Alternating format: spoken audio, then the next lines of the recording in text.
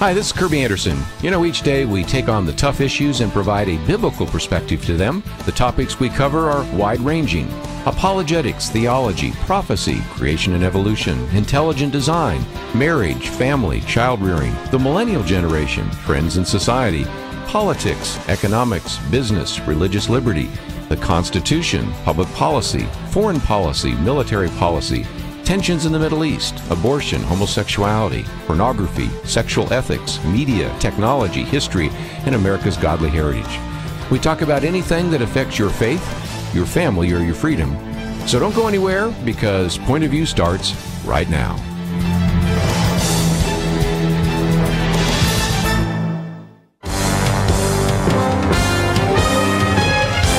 Across America, live. This is Point of View.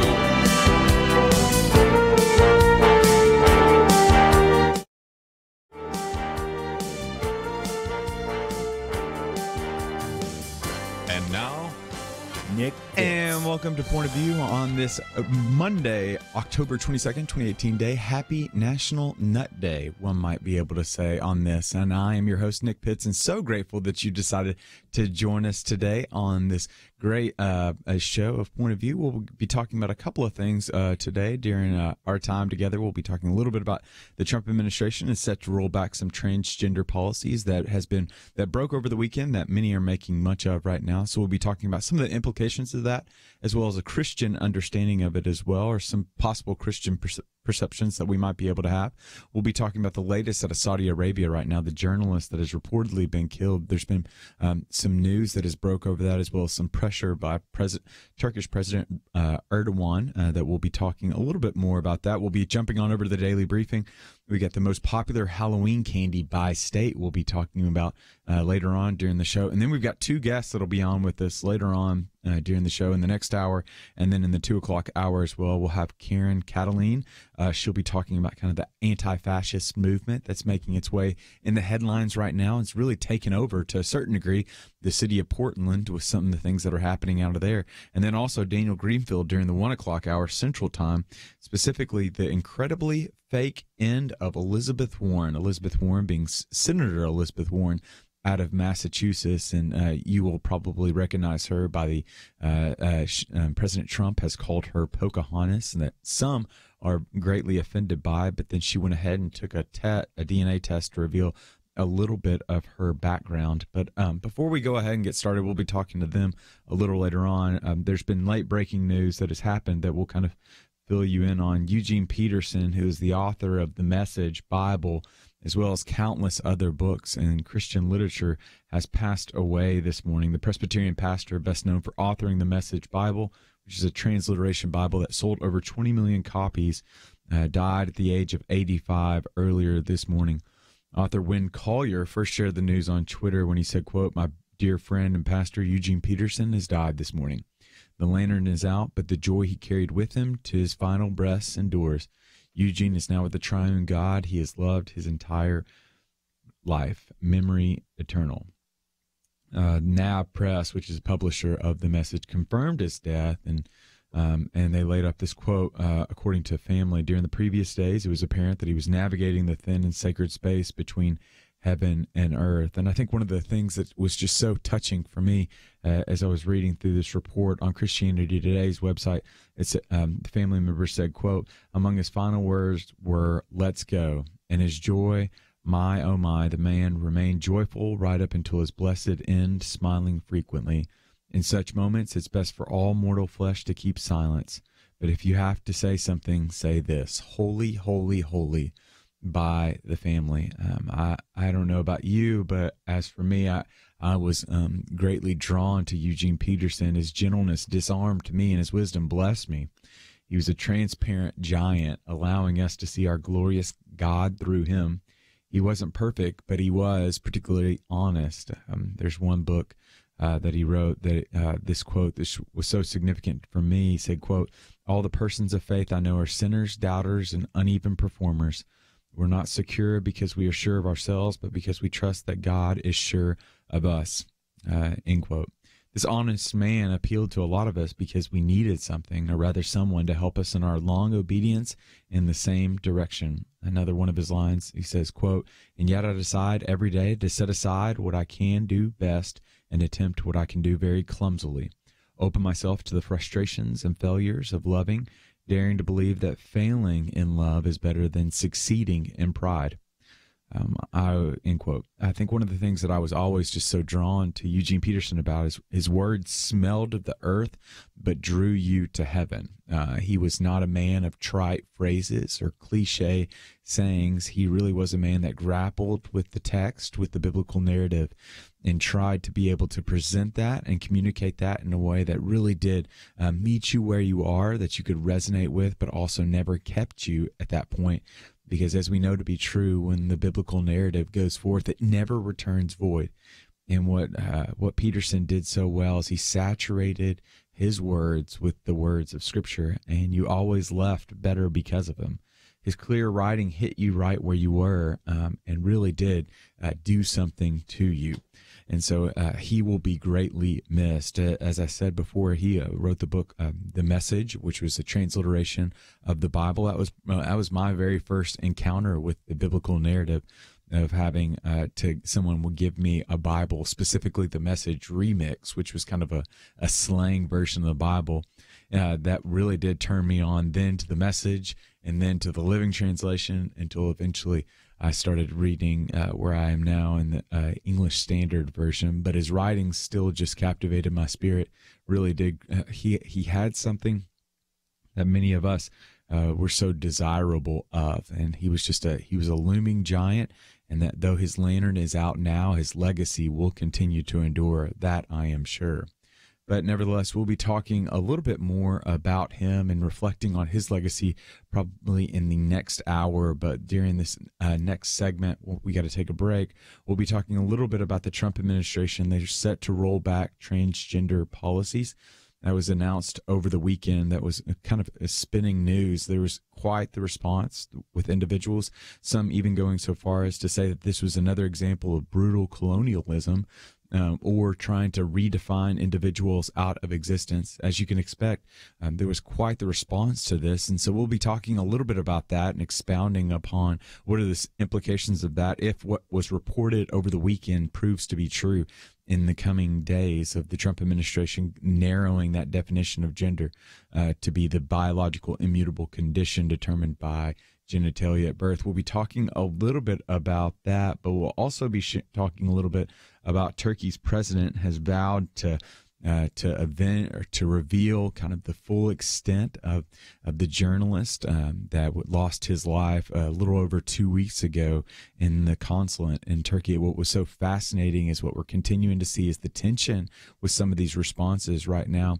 when we consider our relationship with Saudi Arabia. Did the Crown Prince really order the death of a journalist that lived in the U.S. and if you'll notice some of the responses, they're really trying to nuance and really trying to grapple with these two rocks of truth.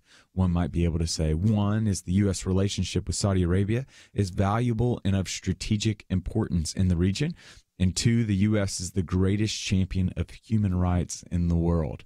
And what you continue to see with various of the responses that are offered up is the extent of wanting to value that relationship that we have and the significance of that relationship, especially in regards to what's happening in Iran right now, but also, two, wanting to be a great stalwart and champion of human rights. And so how do we respond in such a way if these allegations prove to be true that Saudi Arabia did and their leadership did order the death of a journalist that lived in the U.S.? How do we, one, champion human rights, but also, two, how do we continue to keep that relationship that's of such strategic importance? And so we'll be talking a little bit about that as well in the upcoming segments. And so you're going to want to stick around.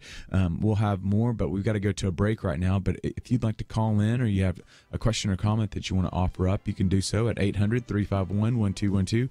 Again, 800-351-1212, or jump over on Facebook.com/Point of View Radio, and we'll be back right after this.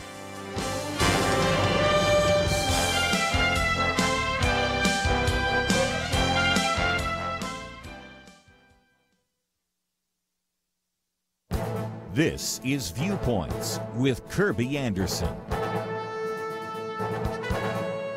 You know, after some of the political battles on Capitol Hill and after the political ads during the midterm elections, I think most of us would like a return to civility. Hillary Clinton explains when civility might once again become part of the political process. She told CNN, "You can't be civil with a political party that wants to destroy what you stand for." And she concluded that if the Democrats were fortunate enough to win back the House and or the Senate, that's when civility can start again. Michael Barone made two observations about her comments. First, you can be civil even if you are convinced the other party is not. Don't say that you cannot be civil when what you really mean is you don't want to be civil. Second, her prescription for civility essentially is this: just let Democrats win the elections, and then Republican senators and their wives can eat dinner in restaurants without being forced out by jeering crowds.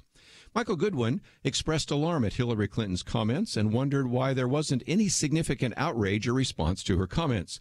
He says Clinton knows we're already in the danger zone when it comes to the political temperature. Her comments then are as reckless as bringing a can of gasoline to a bonfire. One other anomaly is also worth mentioning. Not only is there little outrage about the comments by Hillary Clinton, Maxine Waters, and others, but there also seems to be a deliberate attempt to prevent anyone from using the word mob to describe the menacing actions by progressives. David French details a number of times just on CNN when guest commentators were told not to describe these actions as mob behavior. Not only can we not expect civility anytime soon, but we cannot even use appropriate words to describe incivility. I'm Kirby Anderson, and that's my point of view.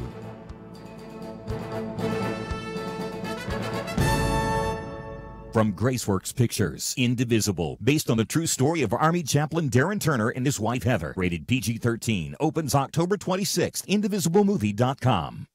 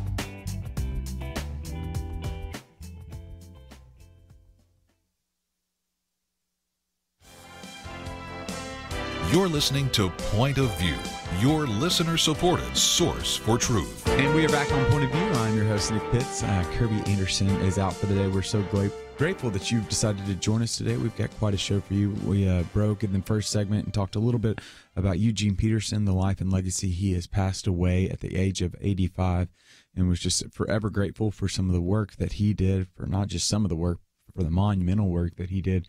Everything from translating the Bible and a transliteration of the Message, which was just personally very influential in my life, and then some of his great works along obedience in the same direction, and then just some others, the Memoirs of a Pastor. Just a phenomenal man whose lantern is now out, but yet his legacy continues to live on. And then so we were talking a little bit about that, but then we were jumping over to some of the day's top news as well. And so we'll get to that now. If you're on the Point of View website, you will reference the top article there. The transgender could be defined out of existence under the Trump administration. That was made available on the Daily Briefing. And so just to give a quick little plug, the Daily Briefing is a email that I put out each morning. And so the Daily Briefing tries to give an overview of the day's news and then adds what I might consider to be quite clever, these things called Nick Notes. And so Nick Notes try to give a biblical understanding, thoughtfully and considering the argument in the article, and then trying to figure out how do we understand this from a biblical perspective. One of the things I just believe it to be true is that the Bible is a word to our is a light to our feet and a guide to our path. And so the Bible should be able to help us to understand the morning's headlines just as much as it helps us navigate our way to understand all of who God is and what he has done for us as well. And so believing it to be true that we're to offer up our lives as a living sacrifice, it only stands to reason that we might be able to better understand the news, and there should be a Christian perspective, not simply just kind of Christian illustrations that spin from the news, but a Christian understanding of the news as we continue to see this out.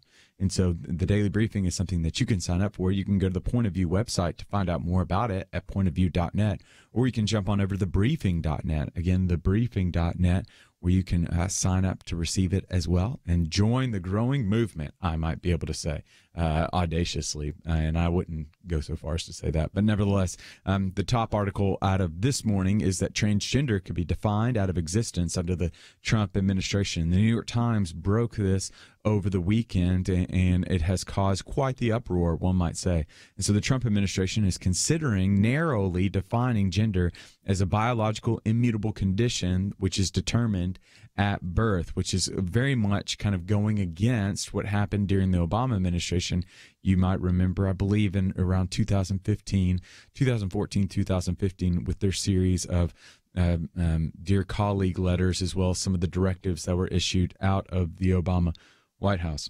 The department argued in the memo that was that the New York Times was privy to that key government agencies needed to adopt explicit and a uniform definition of gender as determined on a, quote, biological basis that's clear, grounded in science, objective, and administrable.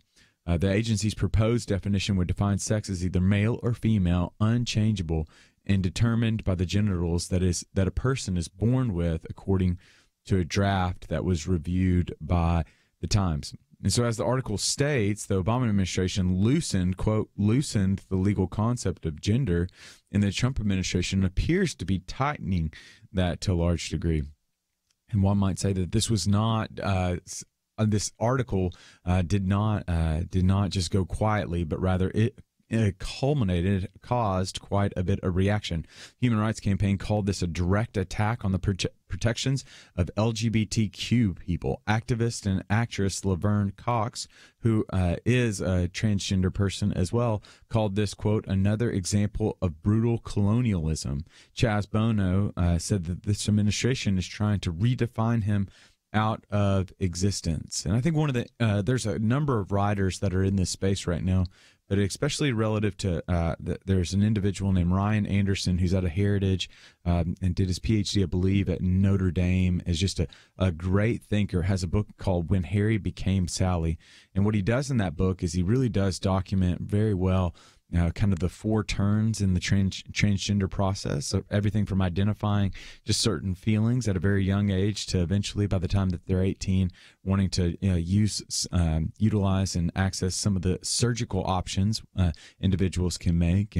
But what he's found by citing some of the research of Paul McHugh and others at Johns Hopkins University, what they continue to see is that that gender reassignment surgery doesn't dissipate, doesn't cause there's a dramatic decrease in suicide rates, but rather it's almost the opposite, that there are a higher likelihood of experiencing anxiety, of trying and attempting suicide.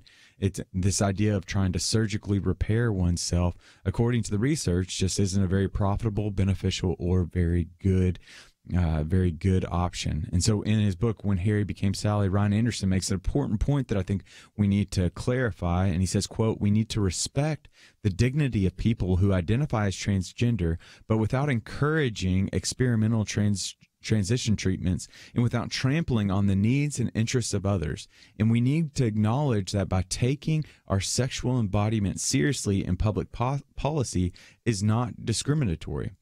Essentially, what Anderson is arguing is that by defining gender as biological, the administration is taking the body seriously because your body matters. Nancy Pearcey also did this, Love Thyself, in her latest book that she put out. That, again, we just want to continue to reiterate the fact that your body is important, that it is significant, and so we don't need to place an emphasis on thoughts and feelings over the biological component of who you are. And when we think about this from a biblical perspective, in the biblical narrative, we read about a God that loves us greatly, cares for us deeply, and valued the body enough to take on one. But what we continue to see with this story is that many feel threatened by this move, but hopefully they can feel loved by you. You have the opportunity, especially from your vantage point, to know that there are certain individuals that feel very threatened because of this. They feel, according to the times, that they'll be defined out of existence. Well, what we know to be true is that transgender individuals won't be defined out of existence. The 700,000, upwards of 1.4 million to 700,000 individuals that identify as transgender in the U.S. won't be defined out of existence, but rather they'll still have the same rights and opportunities as we ourselves do. But there is, to a certain degree, they do feel threatened because of this.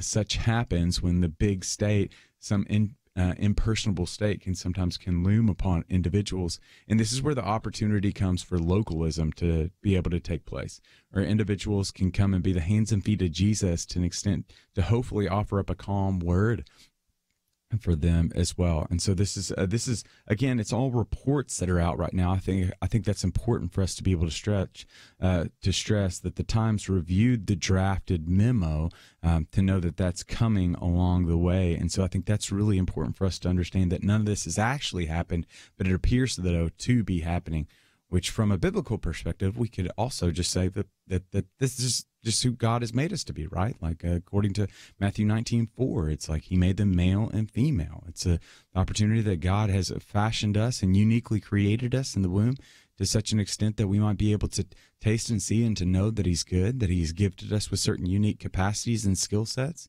But we also know that because of the fall, that many of us just have, that all of us rather, not just many of us, that all of us are kind of what Immanuel Kant would say is crooked timber, that we have dark wood inside of all of us, that we all suffer from certain brokenness inside of us. This isn't unique to one particular person. This is for all people. And so we all have certain fears. We all have certain propensities. We all have certain proclivities that hinder us from experiencing the fullness of life that Jesus died to give us. And so it's important for us, especially as Christians, to know that, yes, there is, to a certain degree, that the policy is required according to, from the Trump administration or any government for that matter, that there's a certain precision that's required. But just because the policies go into place, it opens up the opportunity for us to be that loving presence of Jesus to them, to speak the truth in love to these individuals, to hopefully offer up that helping hand, to know that they're going through a great discombobulation right now.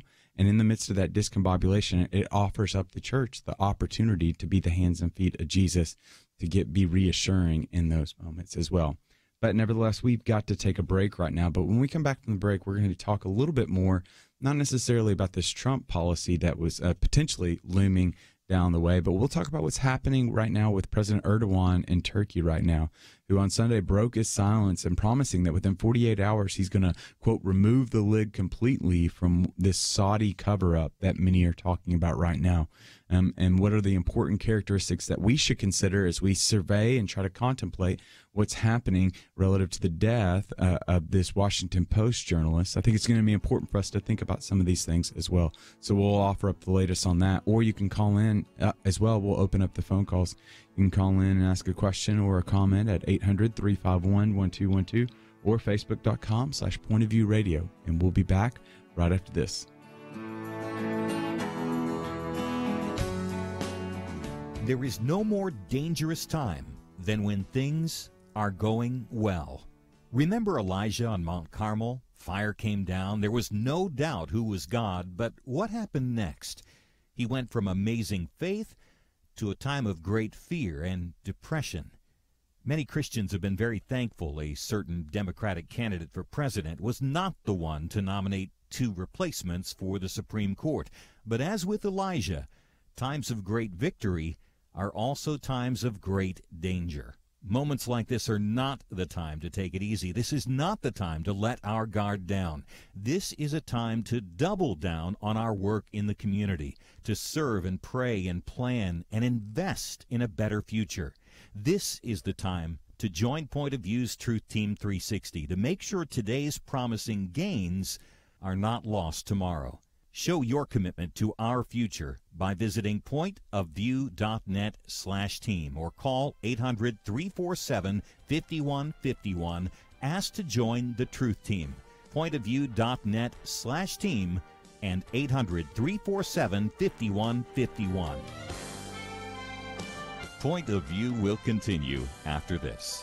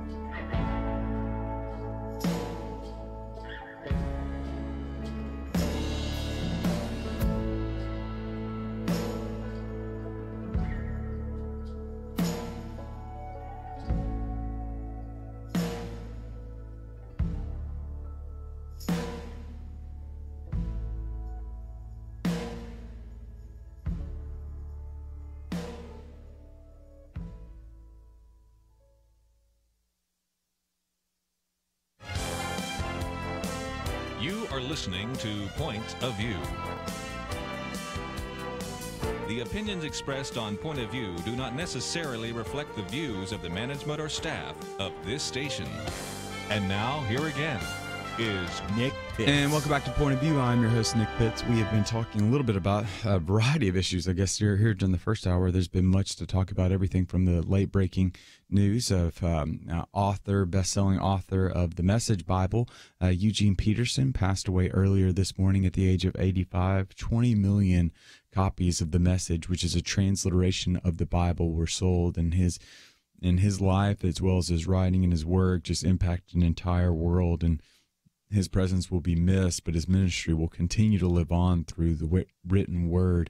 And so we talked a little bit about that. Then we transitioned over to the Trump administration. Reports out of the New York Times indicated that they are now considering tightening the language around gender and tying it back to the biological immutable characteristics of the human body, biological component, which is causing many transgender activists to have a backlash, to the extent that even the New York Times wrote in their op-ed that they'll be ruled defined out of existence. And so some of the opportunities that abound for Christians in that space, recognizing that, one, God has made them male and female, but also, two, that many of these individuals, just like all of us, are really trying to find meaning and hope, and that offers up a word for us in the discombobulation of our times to be able to speak a word of peace as well as a word of truth in the midst of all of this. But kind of the third story I wanted to touch on was just the continuing tragedy that revolves around, I guess, really tragedy, one, but also mystery, two, of the death of the Washington Post columnist Jamal Khashoggi. Turkey's president has now vowed to give a full detail in quote, full nakedness, is what he said late Sunday night, promising that within 48 hours he would remove the lid completely from what his spokespeople are now calling a Saudi cover-up. If you'll remember that Mr. Khashoggi, who's the Washington Post columnist and also a United States resident, walked into a consulate and never walked out because 15 members, it's alleged, of the Saudi officials, I guess you would say, walked in. And there are reports that just reports abound out of this. There's some stories that, one, individuals are calling it an accidental death, according to Saudi officials. They've said everything so far as, one, it was an accidental death. Two, it was a fist fight. Last night, the foreign minister of Saudi Arabia went on Brett Baier of Fox News and said that there was kind of a death involved in that. And so there's just quite a few stories that are abounding, that Turkish officials, though, have gone so far and said that they've got video and audio evidence that indicate that Saudi officials not only they dismembered him, that they put earphones in as these Saudi officials just dismembered him and cut him up alive. I mean, it's just very gross and grotesque. Well, what we knew to be true about Mr. Khashoggi is that he was a pretty adamant critic of the Saudi administration. The fallout to this has been pretty interesting, that President Trump has issued certain threats earlier last week, and the Saudi stock market fell 7% before recovering slightly to close down at 3.5%. There was in Riyadh, there was a conference that was going to be held. Well, there's been a number of individuals that have backed out of that. Everyone from Jamie Dimon, who's the chief executive of J.P. Morgan Chase, as well as Treasury Secretary Steve Mnuchin, said he had now backed out as well. That almost 2 weeks ago, or I guess about last week, which was almost 2 weeks since the date that she last saw her fiance, the fiance of Jamal Khashoggi, wrote a New York Times op-ed that was quite moving. She said, quote, "When your loved ones leave this world, the other world is no longer seems scary or far away. It's being left here all alone without them that's most painful." And she added, "His loss is not just mine, but that of every person with a conscience and a moral compass. Here in the U.S., we're champions of human rights because we believe each person has certain freedoms bestowed on them by their Creator. And so now it offers up this unique opportunity to what are we going to do? We're holding in the tension the fact that, one, we are the greatest champion of human rights in the world. But also there's two things can be true at once. There is the greatest champion of human rights, one, but also the other truth being that Saudi Arabia has great strategic value and is a pretty significant partner with us, especially relative to what's happening in Iran right now.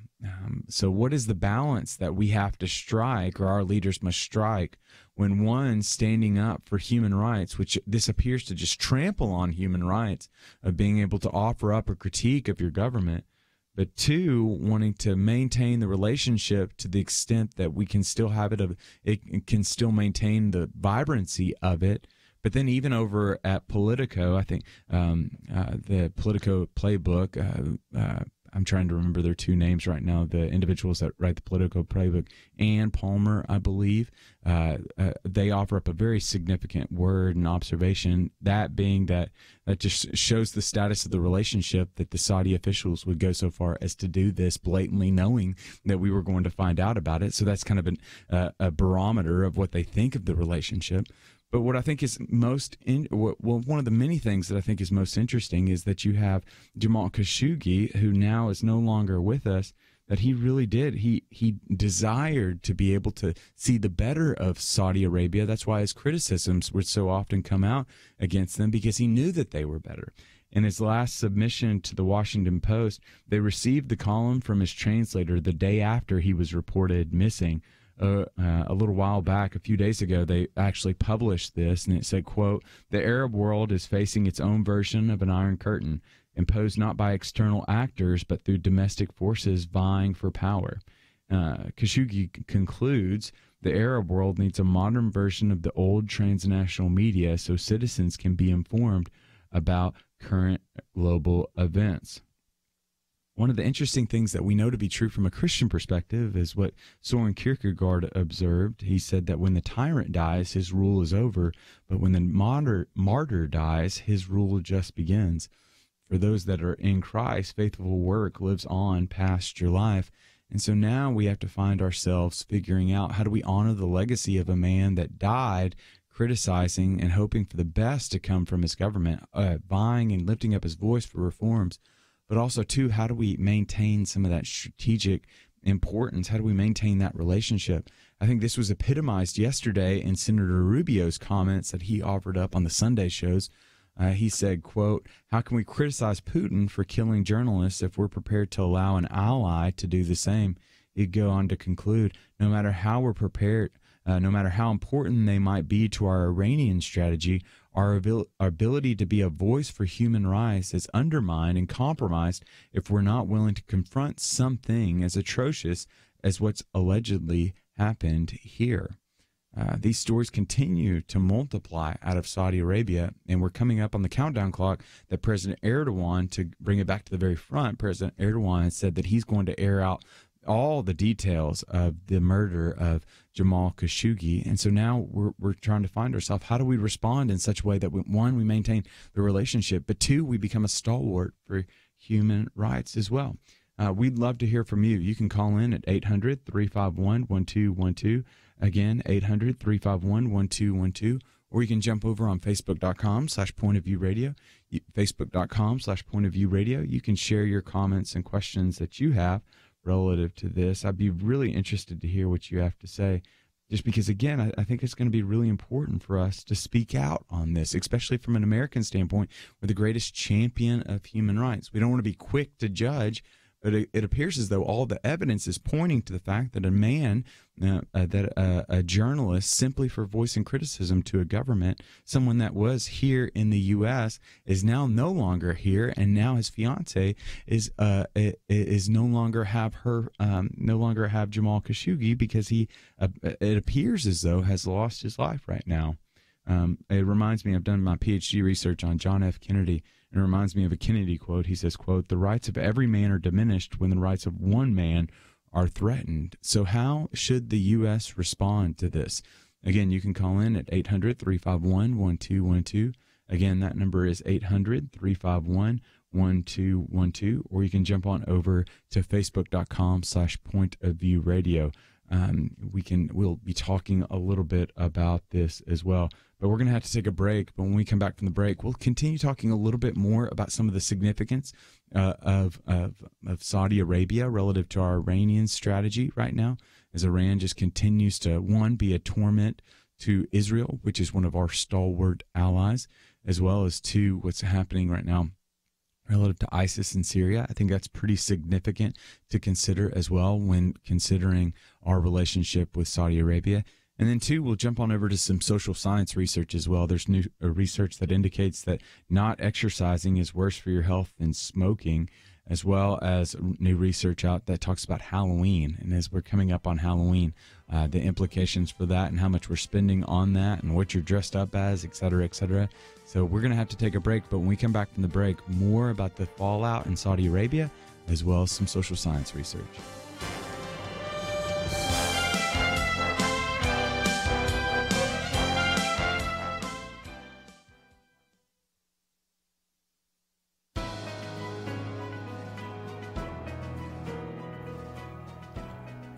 Welcome to the First Liberty Briefing. I'm Jeremy Dice. You probably know the story of Aaron and Melissa Klein, the bakers in Oregon forced out of business and fined $135,000 by the state when they politely declined business that would have forced them to violate their religious convictions. What you may not know is that after the state of Oregon pronounced them guilty of discrimination, private citizens were eager to show their contempt for the Kleins. Many of the comments they received are so vulgar that I cannot repeat them here, but here is a tame sampling. One person writing on Facebook said to the Kleins, "I hope your shop burns." Another chimed in, noting that she hoped Aaron and Melissa would burn in hell. One man sent a message that said, "I hope you lose your house and have to live on the streets." One woman even said, "We hope your children get cancer and die." When the government declares that citizens like Aaron and Melissa are not entitled to the Constitution's promises of religious liberty and free speech, its people push aside any goodwill that allows people to coexist peacefully with beliefs with which they may disagree. Aaron and Melissa have asked the Oregon Supreme Court to review their case. We hope the court will accept the appeal, if only to remind everyone that it is possible to live peacefully as neighbors, even when we disagree.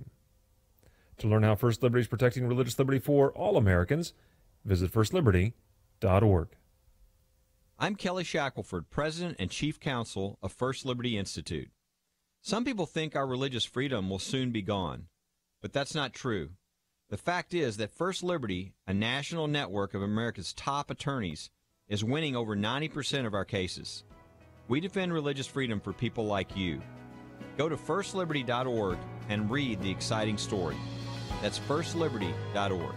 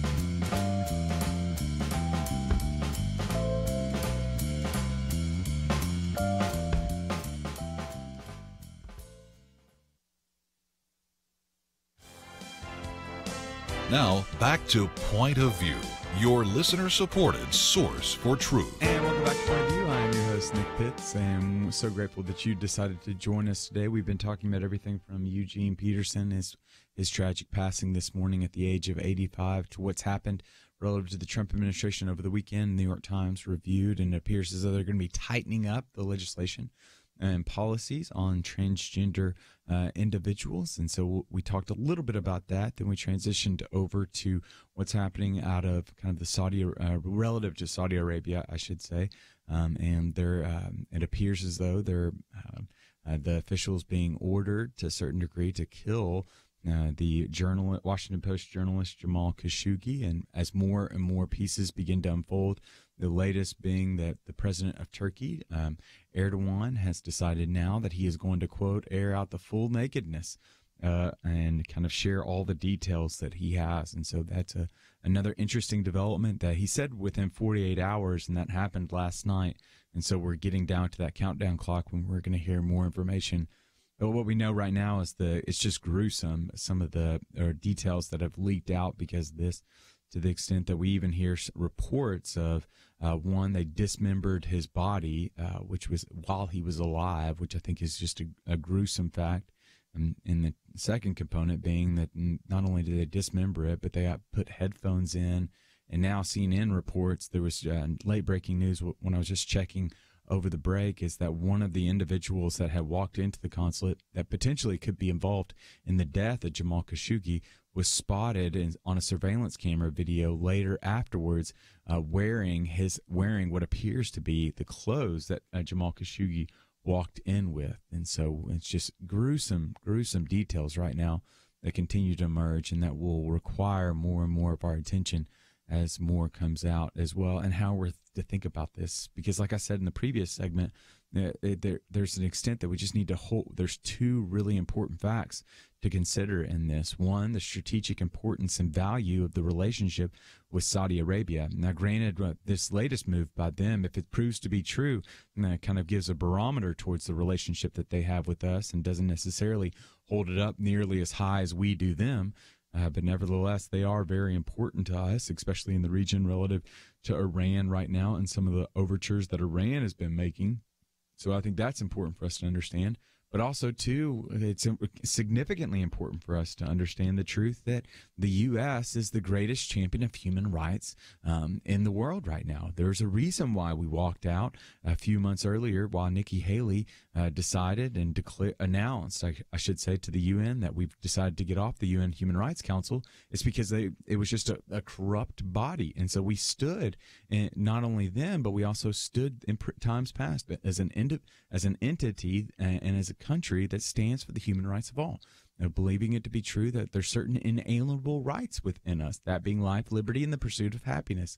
We value those things. And so more we'll continue to have to figure out how do we respond in such a way that, one, recognizes the strategic and importance of the relationship with Saudi Arabia, but also, two, recognizes what we know to be true, that we are the greatest champion of human rights. And so more will be uncovered in the coming days, and we'll be sure to keep you up to date on that. So you can check back here, obviously, during our scheduled start times, wherever you just happen to be listening to us, as well as on our website, pointofview.net, pointofview.net. And then, so let's jump on over to some social science news. Now, if you've been a follower of the Daily Briefing for any while, you know that I'm just greatly enamored with some of this social science research that typically comes out, just pours out all throughout the day. And so I always like to highlight some studies that are always highlighted or that are announced throughout the day. And so I do that in the Daily Briefing. And so one of the ones I was particularly interested in is a new study that was kind of published by Time Magazine. It was in the journal JAMA Network Open. It detailed how researchers at the Cleveland Clinic studied over 122,000 patients from 1991 to 2014. If putting them underneath treadmill testing and later recording mortality rates. Researchers found a clear connection between a longer, healthier life and higher levels of exercise. The report calls for healthcare professionals to encourage patients to achieve and maintain a robust fitness routine, I guess you would say. So it's fascinating because I noted that Edwin McCain will be your crying shoulder, and the gym is the place where you work out your shoulders. And interestingly enough, I often need a crying shoulder after going to my gym. But nevertheless, what's fascinating is 53.8% of Americans met recommended physical activity guidelines in 2017. That was up from 41% who met those guidelines in 2005. 73% of Americans report working out one or more times per week. 29% spend between 30 minutes to 1 hour working out, and 27% admitted they don't exercise regularly at all. And so what's fascinating, though, from a Christian perspective, when we hear about studies like this, naturally we know that we don't have to be bodybuilders to be Christians, but we do need to be temple keepers. We must prudently balance stewarding our body well, but also not idolizing our body figure, which is we can find in 1 Corinthians 6:19 through 20, as well as understanding the value of physical training in 1 Timothy 4:8. But there was another interesting story I wanted to kind of direct your attention towards. You know, Casper was a friendly ghost, and I was a large whoopee cushion for Halloween a few years back. And with Halloween coming out just around the corner, there was a new study that came out that indicated what is the top Halloween candy by state. And so here in Texas, it was interesting that the great state of Texas recognizes it to be true, what many individuals know to be true, that Reese's Peanut Butter Cups are by far the champion of all Halloween candy. If you're listening, we'll say we've got a Minnesota constituency that is tuned in right now. Minnesota, somehow you're a little off in your thinking, in that you think that Tootsie Pops are the greatest candy, which is just very tragic. I consider Tootsie Pops to be not as satisfying as Reese's Peanut Butter Cups, which is pretty much just a kind of a combination. It's a 1-2 divine combination, reminding us of God's goodness and grace in this broken world of peanut butter and chocolate.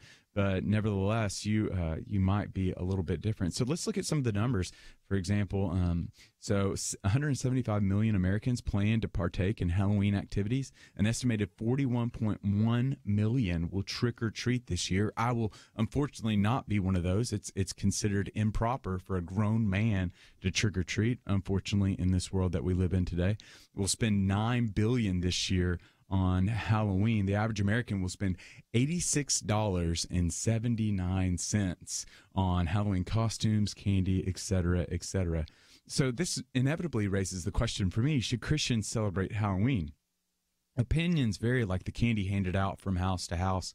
Some don't, because the origins in the Druidic tradition, at the end of summer, such individuals would offer sacrifices to the gods, and they cite Romans 13:12, 2 Corinthians 6:14, Deuteronomy 18 to make the case against Halloween. But others do celebrate it, seeing it simply as a time to dress up and help out their local dentist by salting their teeth with inordinate amounts of technologically enhanced sugar products. They cite Ecclesiastes 3 of letting us celebrate doing everything for the glory of God from 1 Corinthians 10:31, as well as being not necessary. It's something permissible according to 1 Corinthians 10:23. Some see the day as deceitful trick, others view it as a delightful treat, but don't miss the grace in this day of handing out candy to undeserving little strangers. You may not like the day, but God can use the day. And so we're going to have to take a break. But when we come back from the break, we're going to be joined in studio, or over the line, rather, by Karen Kataline. She's going to be talking to us about some of the anti-fascist movement that's been making its way around the country, some of the aggressiveness that's happened. She wrote a little piece as well that we'll be talking about. Looking forward to talking to her as well, and just kind of some of this rise in violence that's happening across the U.S. and choosing not to be persuasive, but rather to be violent. But we got to take a break, and we'll be back right after this. It wasn't long ago, it seemed, every official decision brought religious liberty and our ability to live as faithful Christians into question. Some of us wondered how long it would be before we were literally forced to choose between obeying God or men. That pressure seems to have subsided just a bit, and now is the time not to take a breath, but to work as hard as we can for the future of our nation. Thanks to you, Point of View is doing just that. And our special thanks to those who have become members of Truth Team 360. In football, 22 guys battle it out on the field, while 40 or 60,000 watch in the stands, and perhaps hundreds of thousands more watch on television. We need a special few to get out of the seats and into the game. Join today by calling 1-800-347-5151 and ask to join the Truth Team, or visit us online at pointofview.net/team.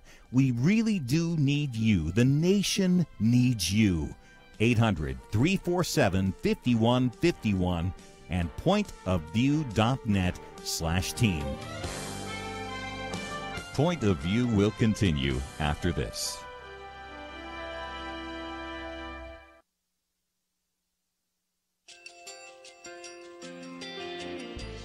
I just want to thank you so much for all the wonderful programming you have.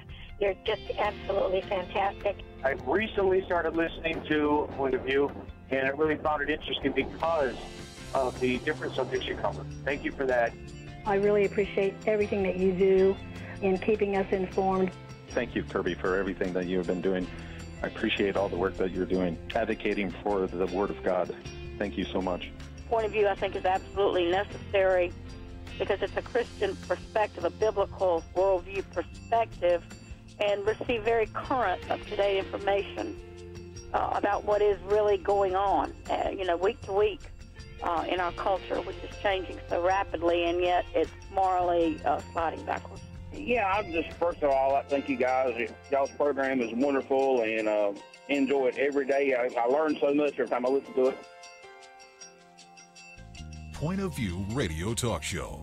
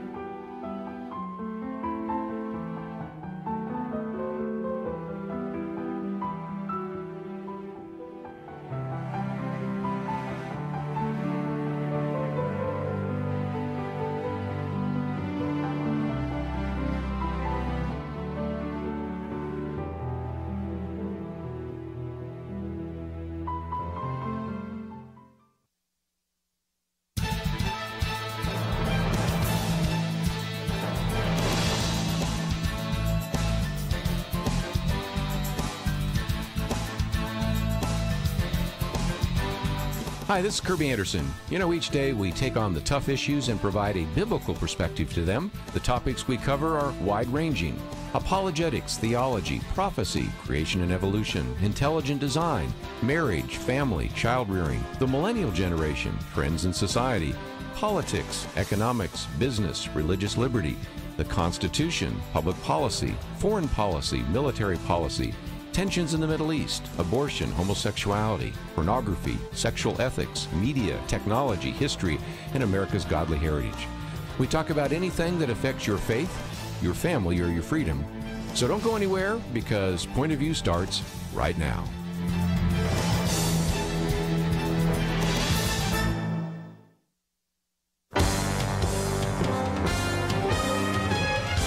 Across America, live.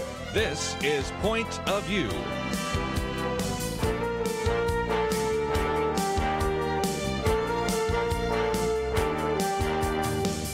And now, Nick Pitts. And welcome to Point of View on this Monday, October 22nd, 2018 day. Happy Nut Day.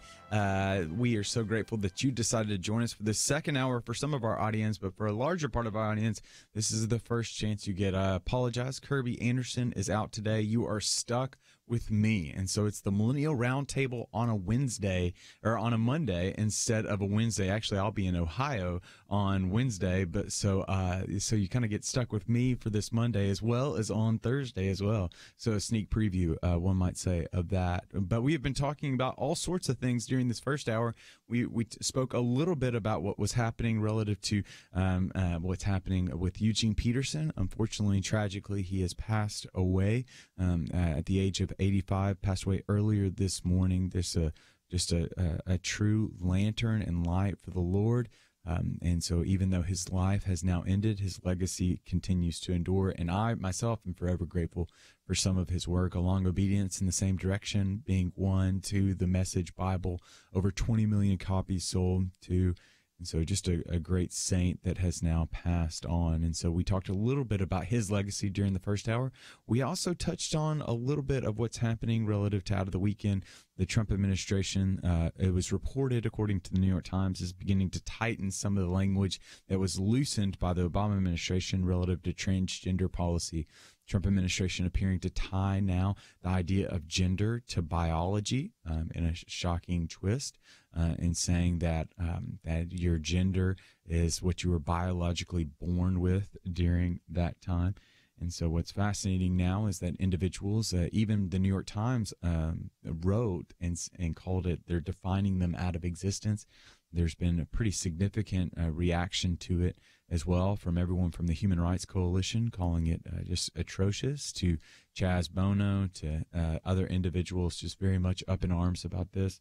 Talked a little bit about that, as well as talked a little bit about the Khashoggi case. Jamal Khashoggi obviously being the Washington Post op-ed columnist, that now it appears as though not only has he passed away, but there's just new reports out that are indicating that he was brutally murdered in that consulate. And so the president of Turkey, President Erdogan, appears as though has promised that he is going to eradicate, or he's going to air out all the details that they have.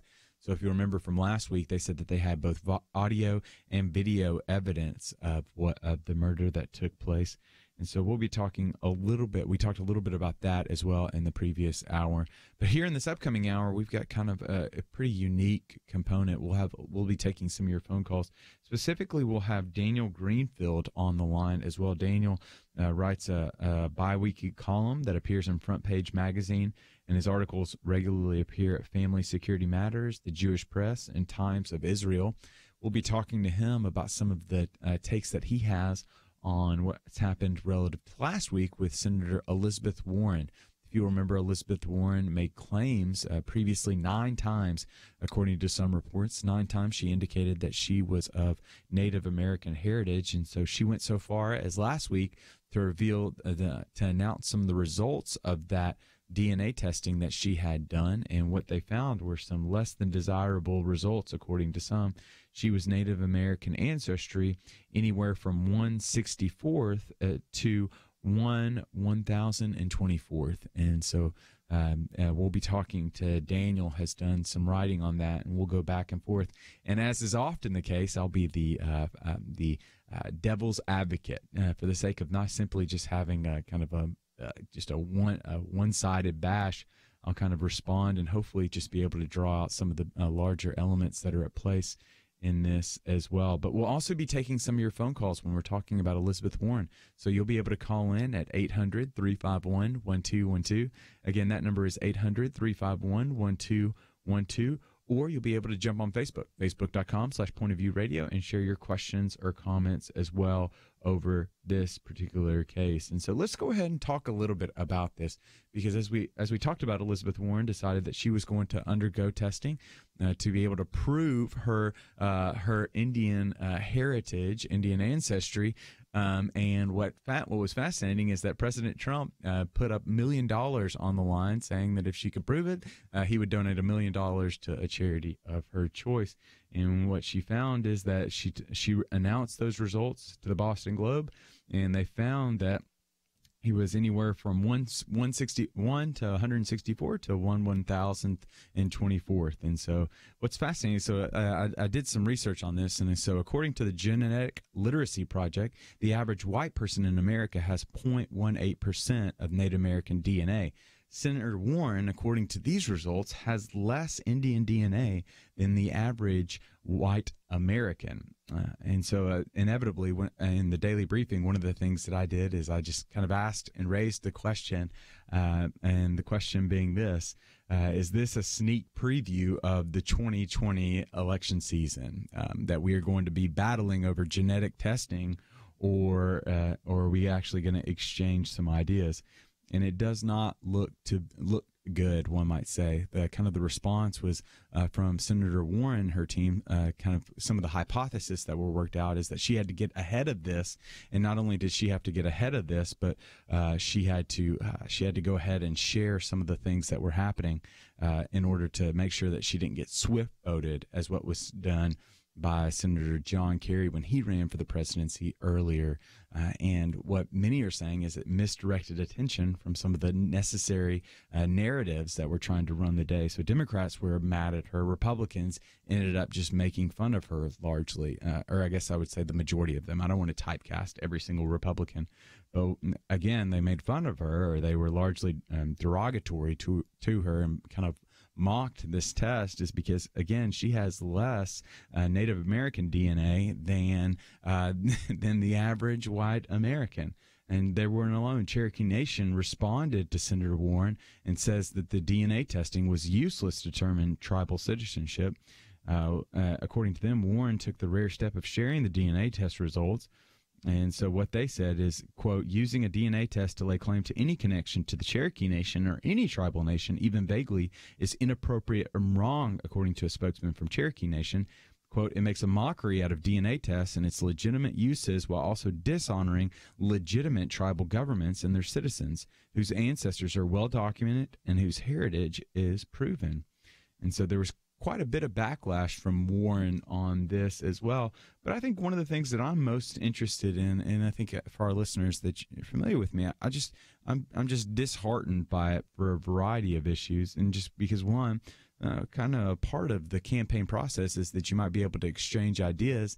And it seems like we're deterring into kind of, I don't even want to call it identity politics, because I think that phrase is overused right now. But ironically enough, this particular back and forth centers on the very quality that both sides refuse to acknowledge in one another, their humanity. Each side personally attacks one another instead of engaging their positions. And so we've got to take a break, but I'll be anxious to hear from you kind of coming out of the break, what you think in particular on the Senator Elizabeth Warren and her DNA testing that she had done. So you can call in at 800-351-1212. Again, 800-351-1212. Or you can jump over on Facebook, facebook.com/pointofviewradio. Again, facebook.com/pointofviewradio. And when we come back, we're going to talk more about the Elizabeth Warren saga right after this.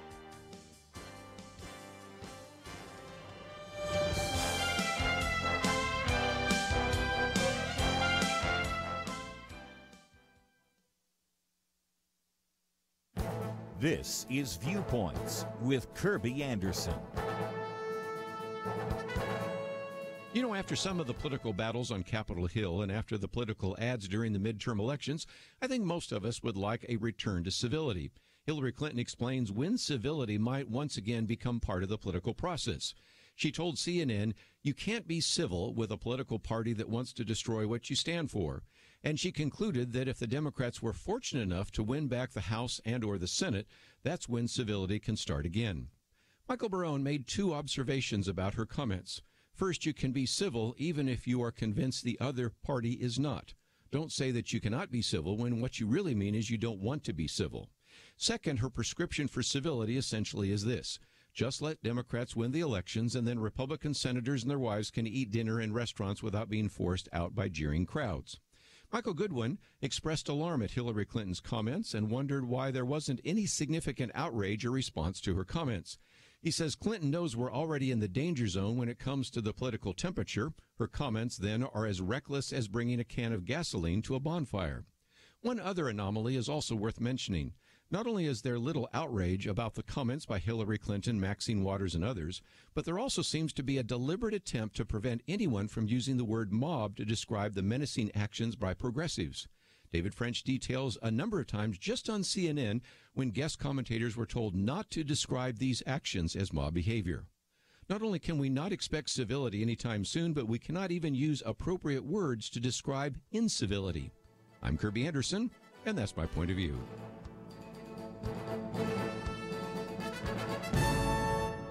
From Graceworks Pictures, Indivisible, based on the true story of Army Chaplain Darren Turner and his wife Heather. Rated PG-13, opens October 26th, indivisiblemovie.com.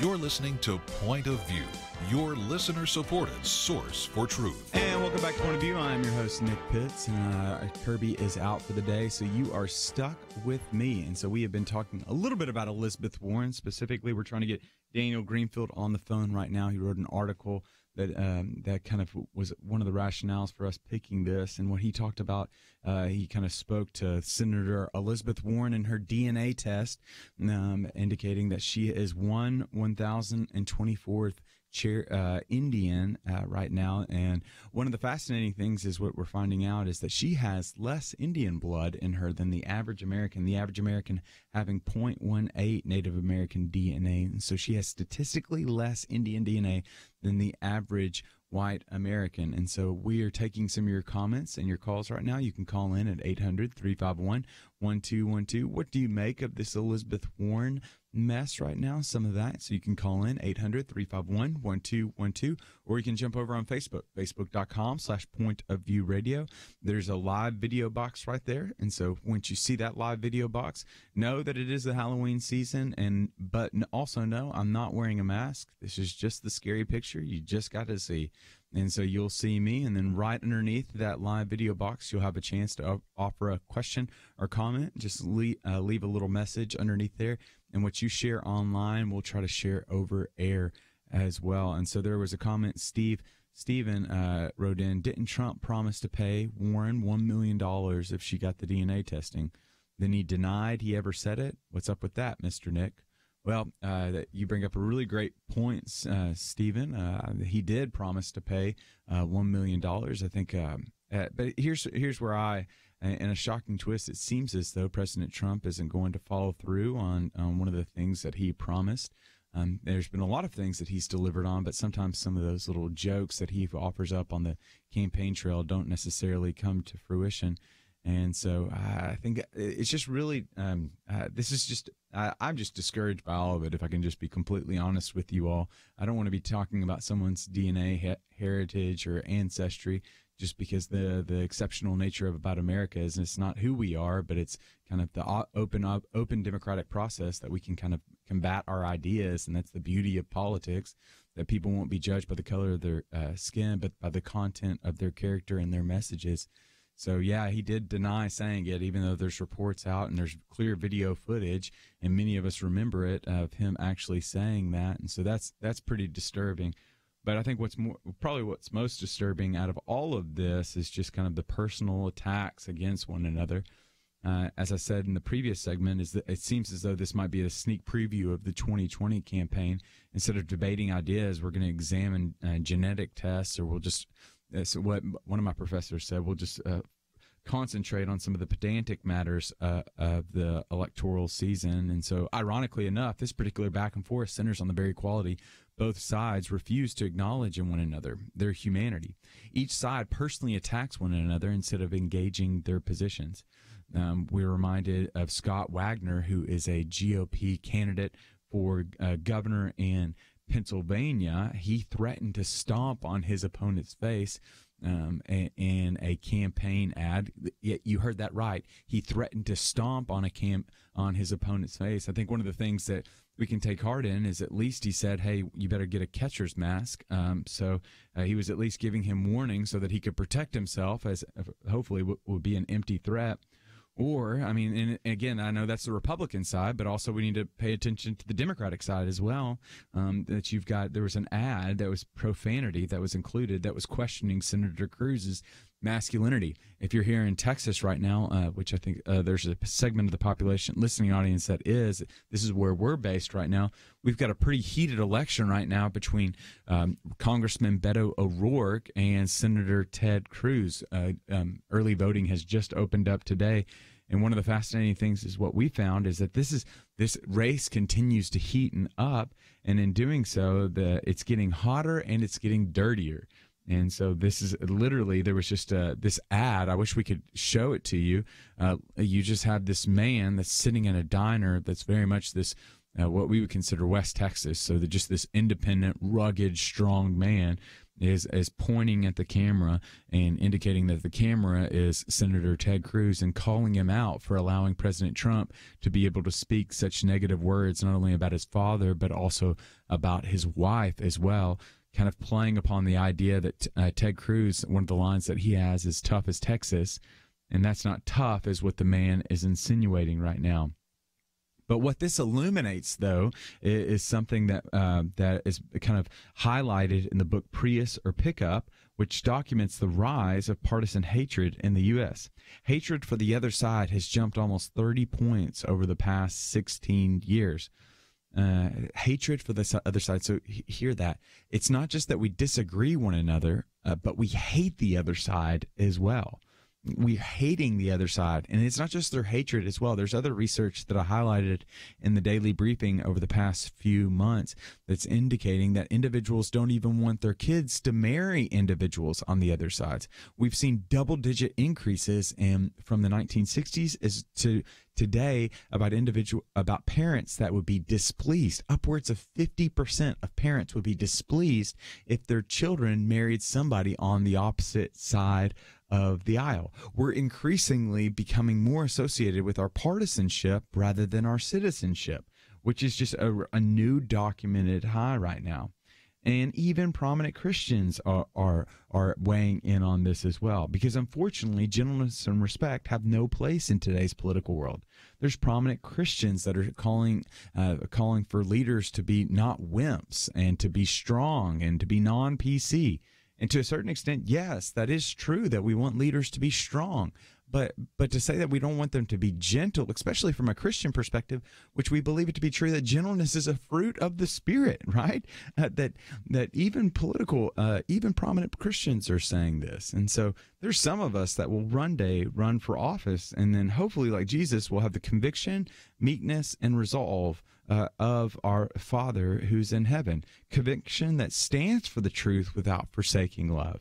Meekness that pairs the strength of Ruth with the gentleness of David, and resolve to disagree with someone without demonizing almost everyone. And so we're just entering into a new world that hopefully this is just an outlier.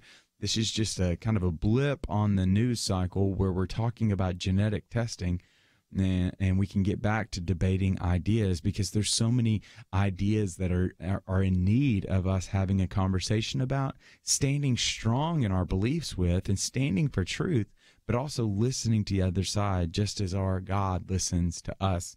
And so I'd love to hear from you. You can call in at 800-351-1212. Again, that number is 800-351-1212, or you can get on Facebook, facebook.com/pointofviewradio. Again, facebook.com/pointofviewradio. And your question, which you leave underneath that live video box, we'll try to share that as well. And we'll go back, because, again, I think this is a pretty important conversation for us to have, simply because it's just a necessary conversation that we need to be having relative to kind of some of the divisiveness that's characterizing our great country. And I think one of the fascinating components of what we're living into right now is the idea that individuals just largely are so partisan and are so partisan right now. Especially from a Christian standpoint, we recognize the truth that in the biblical narrative, it says in Philippians 3:20 that we have a citizenship, but it's a higher citizenship than that of the kingdom. That what Peter says in 1 Peter 2, that we're to be aliens and strangers in this world. That's not to say that we're to disengage from the political process, but we're not to be worshiping the political process. We're not to be, as Nietzsche said, stare into the abyss, and eventually the abyss starts staring into you. We need to engage in the political environment, but we don't need to be consumed by it as well. From the Christian standpoint, Christians make awful party people, but they make pretty great issue people. Individuals that are willing to champion issues is what the King Lemuel says in Proverbs 31, to be a voice for the voiceless, of wanting to identify and to do justice, to speak some of those issues. I think it's just going to be increasingly important in this world. And when we get involved in these, when we get so highly hyper partisan, it inhibits us, because then when we become hyper partisan, then we allow the political narrative to shape the biblical narrative instead of the biblical narrative to shape the political narrative. We stop engaging in the political process because we ourselves are now being shaped by it. We're worshiping it to a greater degree. And so I think there's great issue that comes with that. But I'm not calling, though, for the other side of the coin just to swing to the other radical end for us to completely disengage from it. We need to have healthy conversations that, again, not a weakness that doesn't stand for truth and just sings kumbaya around a political fire, but rather being able to stand for truth, but having open ears to listen how we might be able to move forward and be better today than yesterday, than better tomorrow than today. But we got to take a break. But when we come back from the break, we'll talk about this topic and more. So if you want to call in, 800-351-1212, and we'll be back right after this.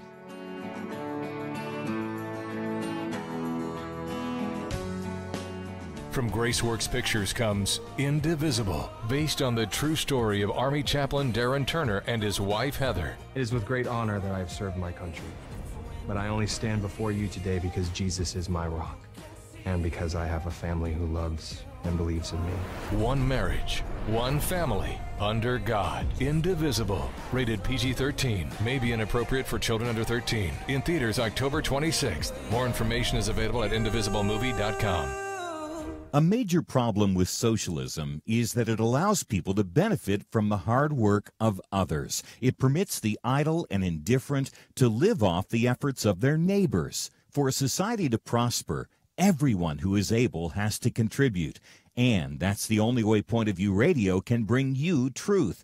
We are profoundly thankful for you who have joined the Truth Team and make this program possible. If you're not on board, join today. Invest in our future together. Visit pointofview.net/team or call 800-347-5151. Pointofview.net/team and 800-347-5151. Point of View will continue after this.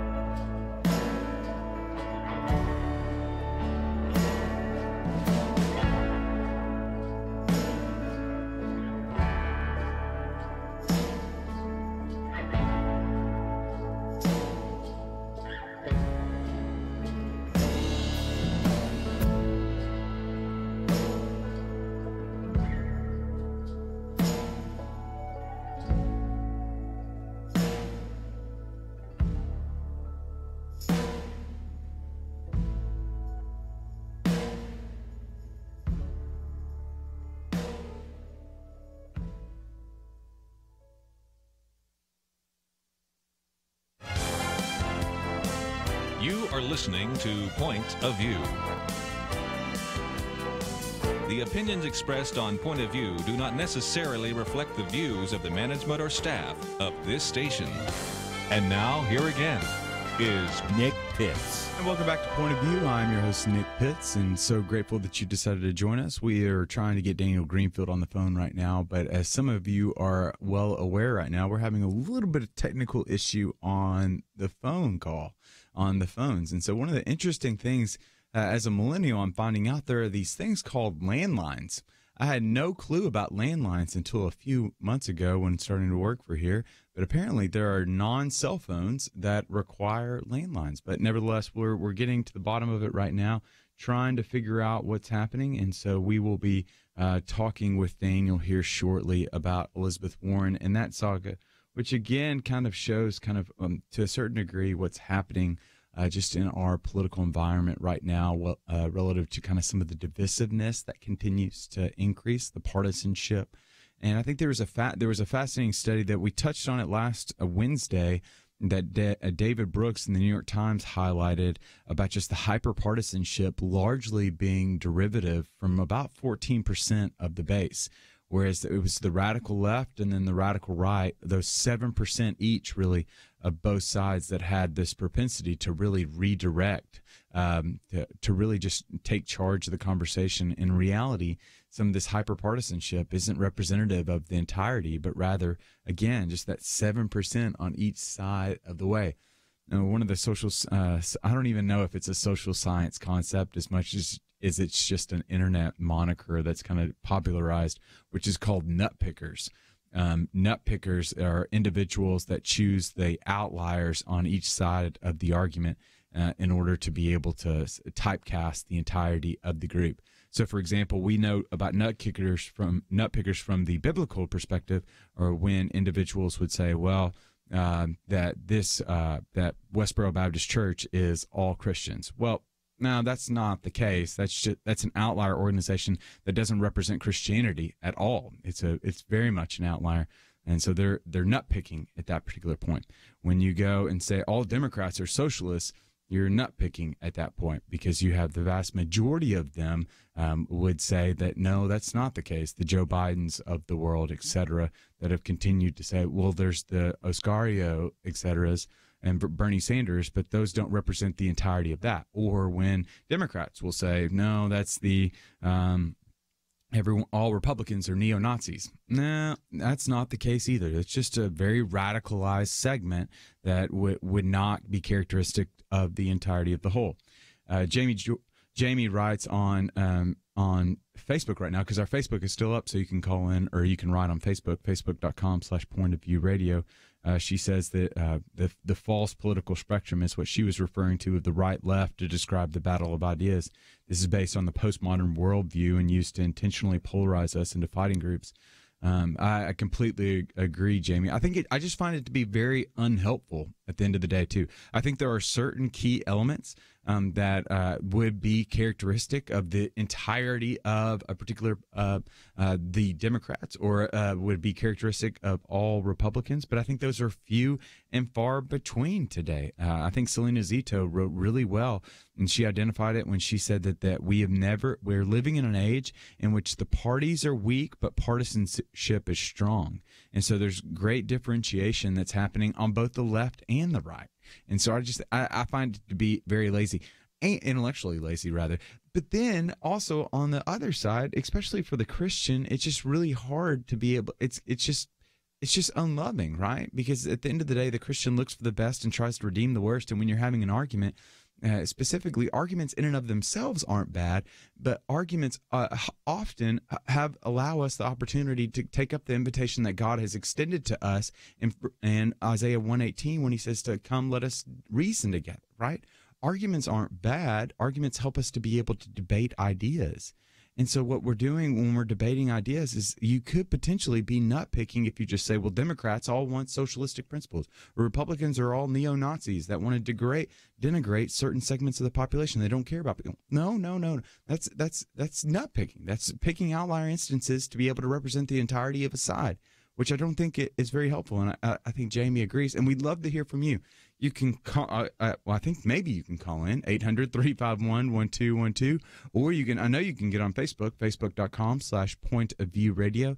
It's not Halloween yet, but know that there's a scary picture that's moving right now. It's kind of like Hogwarts and Harry Potter. And you can leave a comment or message underneath the live video box. And what and what you share online, we'll try to share over air as well.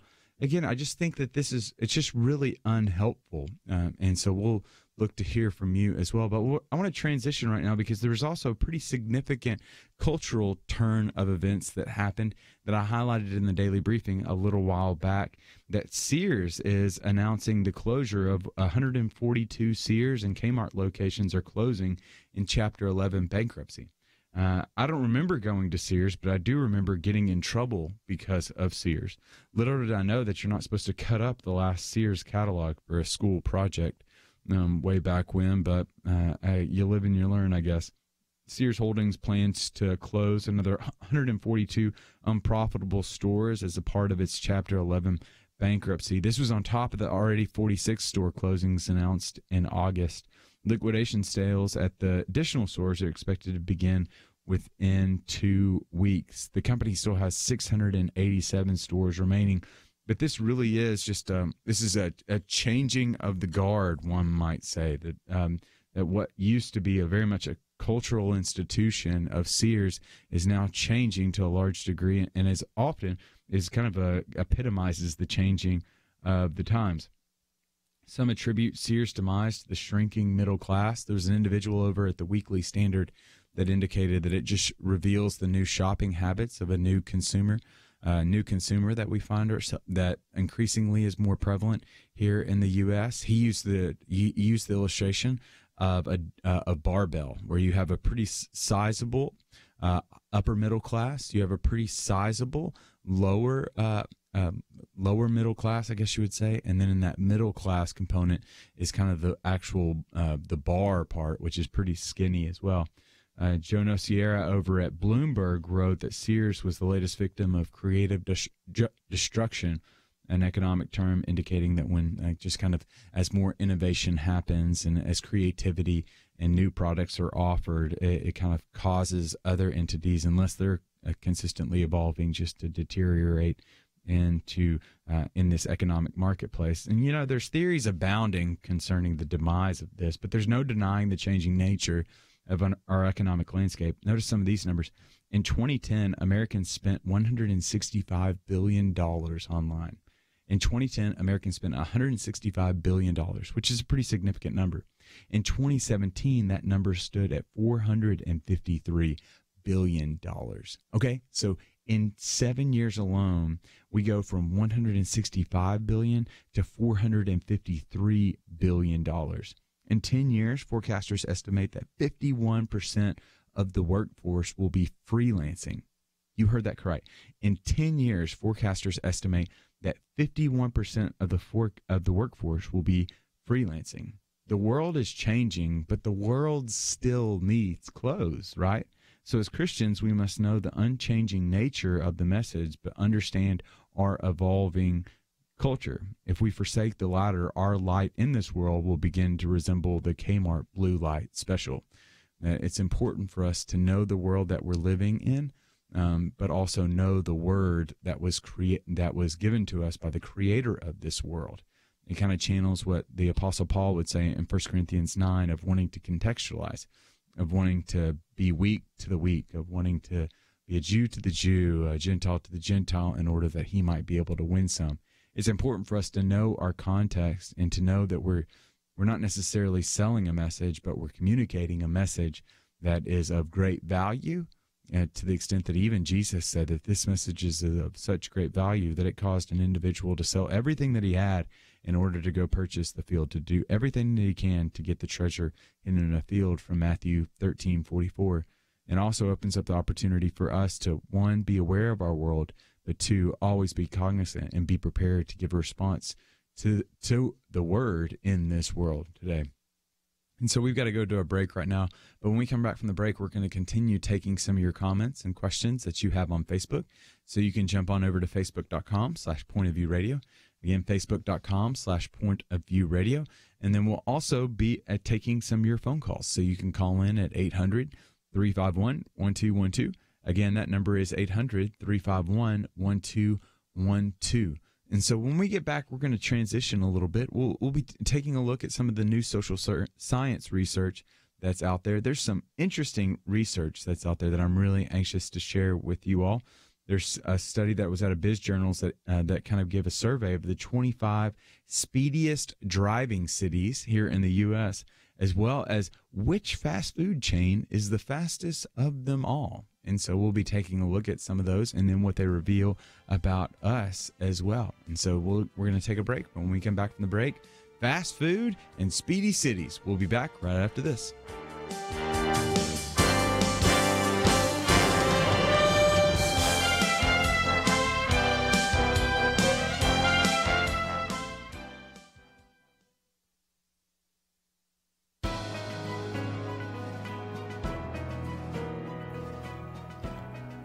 Welcome to the First Liberty Briefing.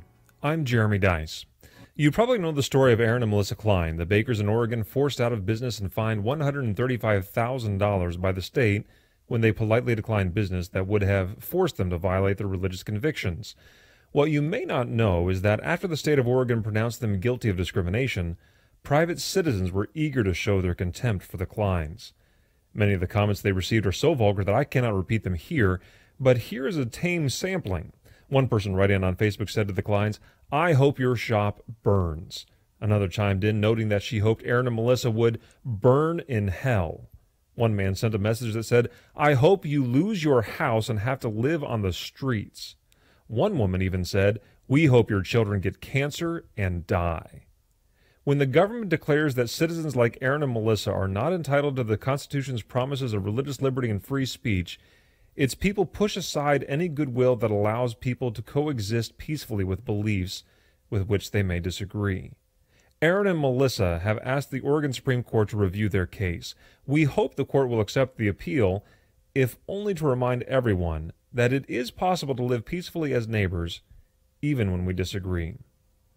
To learn how First Liberty is protecting religious liberty for all Americans, visit firstliberty.org. I'm Kelly Shackelford, President and Chief Counsel of First Liberty Institute. Some people think our religious freedom will soon be gone, but that's not true. The fact is that First Liberty, a national network of America's top attorneys, is winning over 90% of our cases. We defend religious freedom for people like you. Go to firstliberty.org and read the exciting story. That's firstliberty.org.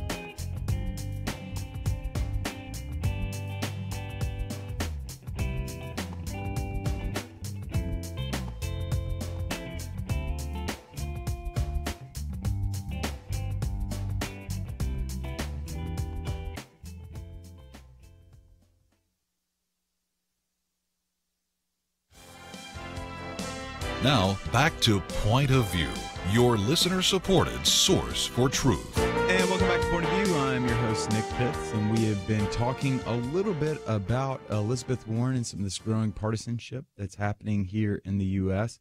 Been taking some of your phone calls and questions that you've been offering up, as well as just kind of just taking a look at what's happening around the news of the day. And so we are kind of been experiencing some technical difficulty with phone calls right now, so you'll be able to call in here shortly. And so just know that if you tried to call in here in the last little stretch, we're working on that right now, and makes me exceedingly grateful for specialists and experts that are in that field, because I am largely lacking in understanding of that. But we'll continue on with the show.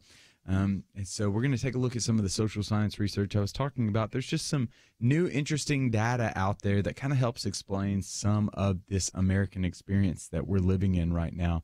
And one of the things that I get a chance to do in my role as the executive director of the Institute for Global Engagement at Dallas Baptist University is I put out this daily email called the Daily Briefing. And in the Daily Briefing, I try to highlight the news of the day and then give a biblical understanding to some of that news. And so what I try to do is there's seven kind of articles that I indicate. And of those 7 articles, I try to give a biblical understanding to it. And those kind of fall into 3 categories of those 7 articles. The first being one of just the top news of the day. What's the news that's driving the day right now? And so that this morning, obviously, was the New York Times piece that revealed the Trump administration is going to be appearing to be deciding that your gender is tied to the biology of who you are when you were born, the genitalia you were born with, and what are the implications of that from a biblical understanding as we think about that, as well as to the continuing mystery revolving around the death, I should say, of Jamal Khashoggi, who was the kind of the critic of the Saudi Arabia administration and some of their officials as the crown prince as well, but then also he was a Washington Post journalist, and so much continues to revolve around that, and especially now that Turkey has decided that they're going to air out some of those, air out all the details that they know. How are we to think about that biblically? But then a second thing of what I do in the second part of the articles, which is usually 2 to 3 articles every day, is I try to highlight some of the social science research that comes out that day. You know, I think some of you are largely tired of kind of some of the political narrative and some of what we always hear about from politics, but we always know that there's other things that are happening outside of politics as well. And so there was one study I found today specifically that took a look at, it was a study that ranked the nation's top 25 speediest driving cities. And slow ride, take it easy, no thanks, Foghat. Similar to Alabama, I'm in a hurry. And so there was a complete list that was put out. And what was fascinating is their methodology. It used data from users on driving infractions, which includes speeding tickets issued relative to the kind of population, so the number of speeding tickets that individuals have. And so what I would be anxious to hear what some of you think is the largest, city. And so what we found is the speediest city, I should say. And so some of the speediest cities were pretty interesting, to say the least, right now. So you've got, but what we know to be true is 64% of Americans rate themselves as excellent or very good drivers. 53% report having received a speeding ticket or other moving violation. 44% have received 3 or more tickets, guilty as charged. The average worker travels 26 minutes to work every day. Back in 1980, that number was 21.7 minutes.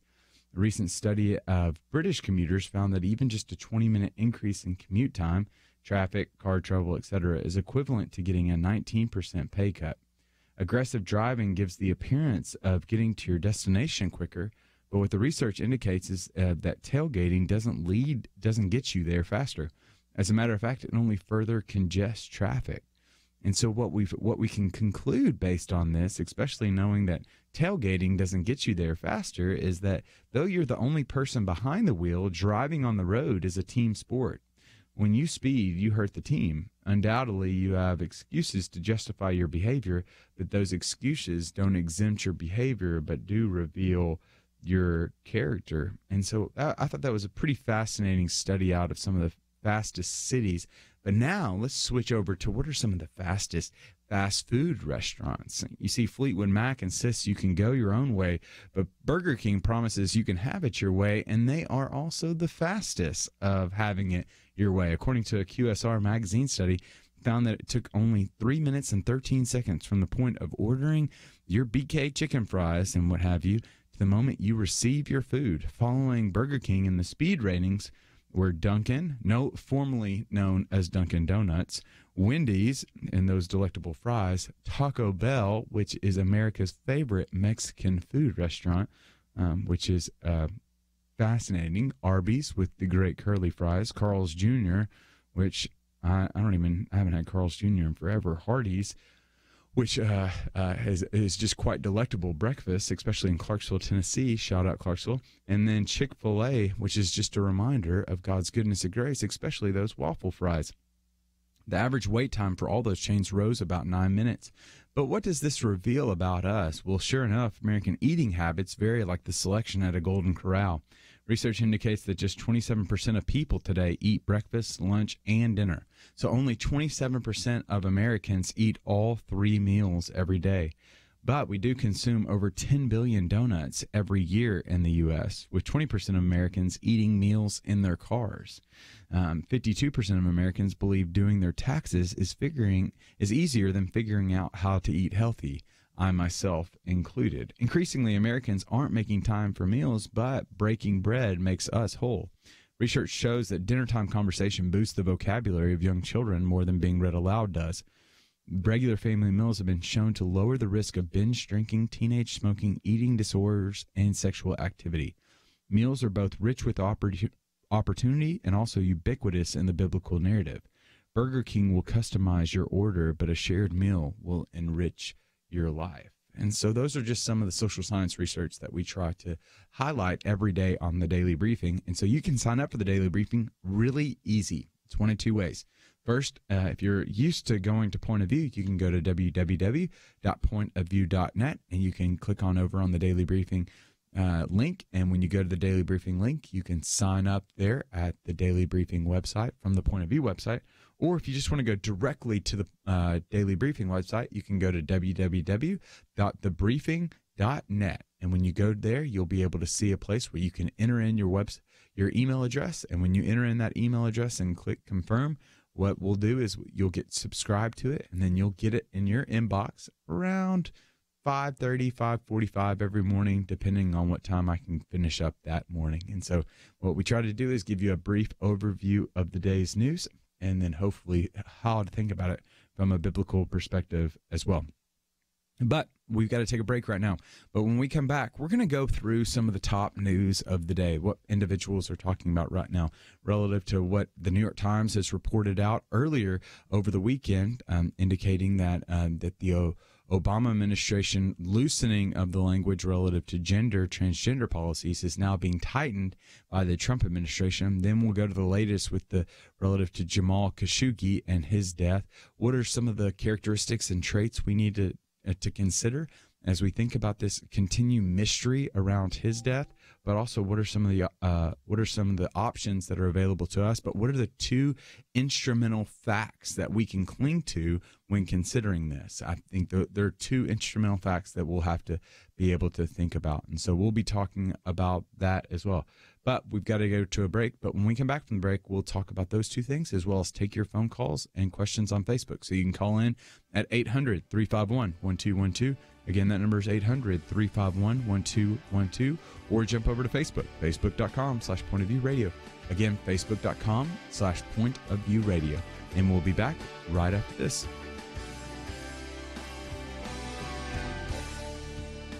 Protect the health of the nation. Join the Point of View Truth Team. Pointofview.net/team. Pointofview.net/team. Or call 800-347-5151. So there's this guy named Jordan. He's a healthy guy. He's a dad of 6, and he works as a guide in Alaska. And he goes to the doctor, true story, he goes to the doctor, and he's diagnosed with cancer, stage 4.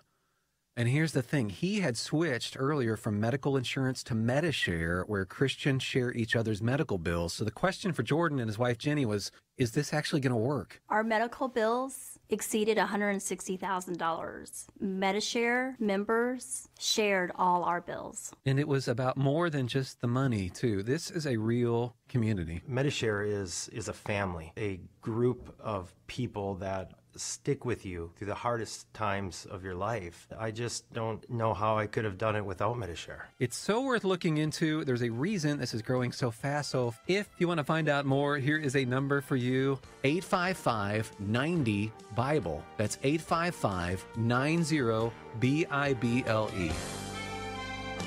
Point of View will continue after this.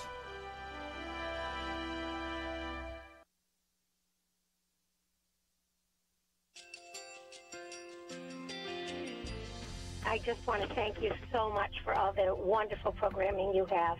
You're just absolutely fantastic. I recently started listening to Point of View, and I really found it interesting because of the different subjects you cover. Thank you for that. I really appreciate everything that you do in keeping us informed. Thank you, Kirby, for everything that you have been doing. I appreciate all the work that you're doing, advocating for the Word of God. Thank you so much. Point of View, I think, is absolutely necessary because it's a Christian perspective, a biblical worldview perspective, and receive very current, up-to-date information about what is really going on, week to week in our culture, which is changing so rapidly, and yet it's morally sliding backwards. Yeah, I just, first of all, I thank you guys. Y'all's program is wonderful, and enjoy it every day. I learn so much every time I listen to it. Point of View Radio Talk Show.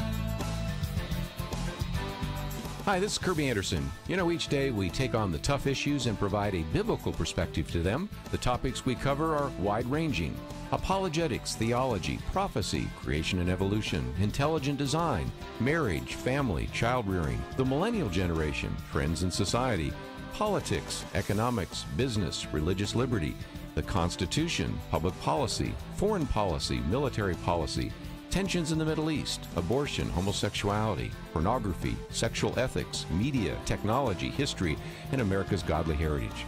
We talk about anything that affects your faith, your family, or your freedom. So don't go anywhere, because Point of View continues right now.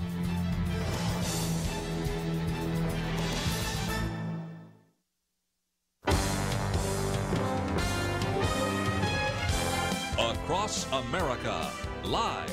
This is Point of View.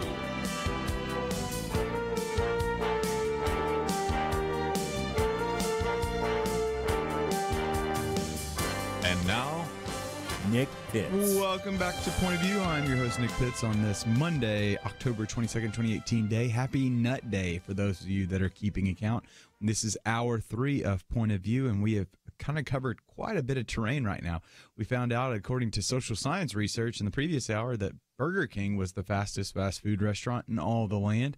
We talked a little bit about the speediest cities and recognizing, just based on social science research, that driving is more of a team sport than an individual endeavor, recognizing that even though you might be tailgating someone or might be trying to get somewhere quicker, in reality, you really don't get quicker at all, but rather you slow down the entirety of the group, but also increase the risk of everyone on the road as well. We talked a little bit about, during the first hour, about Jamal Khashoggi and some of the latest out of the mystery surrounding his death, and Saudi officials continuing to deflect as well as change their story about what happened to him. And then we also talked about the Trump administration and the report out of the New York Times earlier this weekend that indicated, or from last weekend, that indicated that they are now deciding to tighten the regulations that were loosed underneath the Obama administration, and what that means from a Christian perspective as well, what we can be considering from that.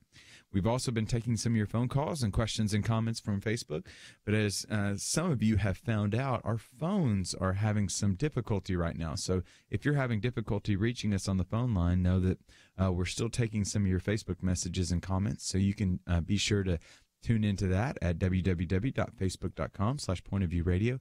What you share online, we're going to try to share over air as well. But we've got quite a show for you for this last hour. We're going to be looking at some of the research out right now, as well as talking a little bit about the lottery that's coming up that is quite literally just so huge right now, that's captured the imagination of many individuals. And then we'll also be taking a look around some of the social science research, everything from eating meals together to spending time together and what that looks like, as well as an interesting article out of the Atlantic right now that indicates that what they're finding to be true is that the fewer partners that you have, the greater likelihood that you will experience happiness in marriage. And so let's go to what everybody seems to be talking about right now. There is a record $1.6 billion jackpot that's proving to be too much of a good thing for some lottery players. That is this drawing, the Mega Millions drawing on Tuesday night, will be offering a jackpot of at least $1.6 billion, slipping past the 2016 Super Bowl drawing as the largest prize in U.S. lottery history. According to Gordon Medinesa, the lead director of the Mega Millions Group and head of the Maryland's lottery, Mega Millions has already entered historic territory, but it's truly astonishing to think that now the jackpot has reached an all-time record. And I can tell you it has reached an all-time record relative to lines as well. My goodness, I drove down to Austin this weekend to go see F1 racing, and on the way back, every gas station had a line out. There was just significant lines of individuals that are trying to get their hand in the basket to hopefully be able to win the lottery, which is just a lot of money, $1.6 billion. And so if you're watching on Facebook, you're saying to yourself, That's a lot of money, and you are correct. But, there's some interesting research at winning the lottery, and so even though we might be able to sing, we're in the money, you might be out of the happiness and health as well. According to new research out of Stockholm School of Economics at Stockholm University and New York University found that jackpot winners feel a level of life satisfaction for about 10 years that might not wane. However, that life satisfaction drastically decreases over the years as well, and also decreases mental health. And so one of the interesting things that we're finding, according to some of the research, that approximately 70% of people who win the lottery end up broke, according to the National Endowment for Financial Education. So hear me, 70% of those who win the lottery end up broke. Lottery winners are more than likely to declare bankruptcy within 3 to 5 years than the average American. Studies have shown that winning the lottery does not necessarily make you healthier either. Winning the lottery has been tied to increase in anxiety levels, the likelihood of developing depression, as well as other findings such as increase in the likelihood of displaying consistent behavior that would be considered dangerous, i.e.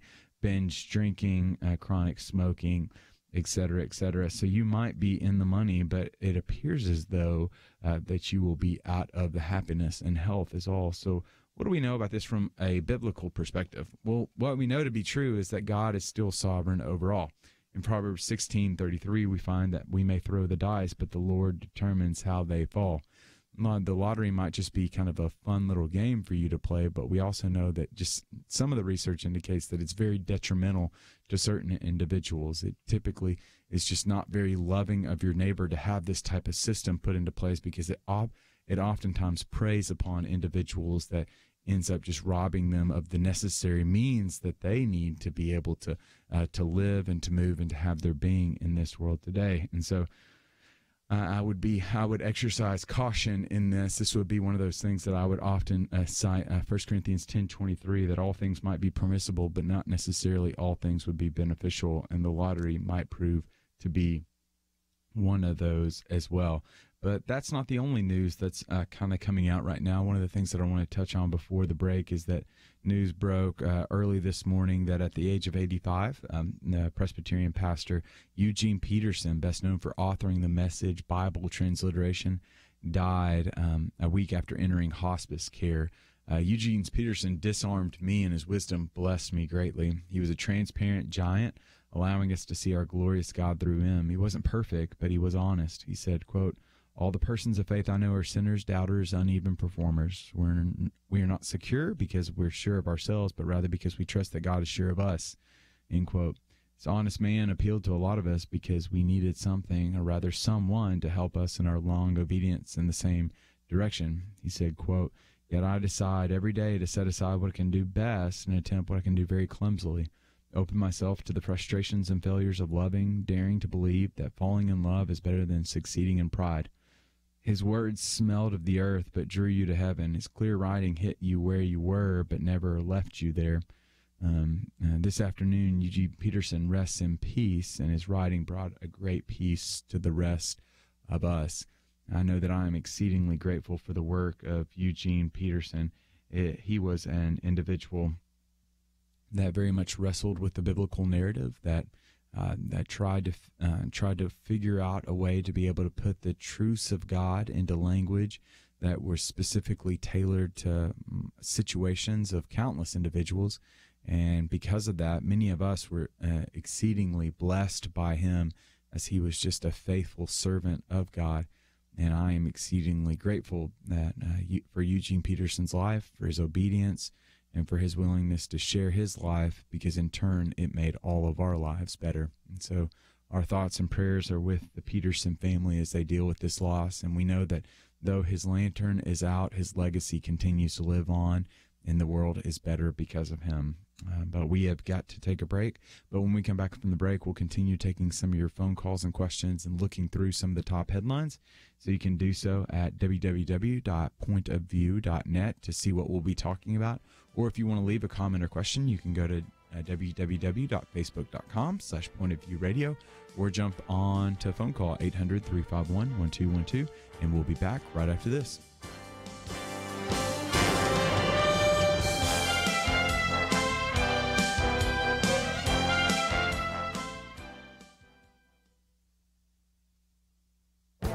This is Viewpoints with Kirby Anderson.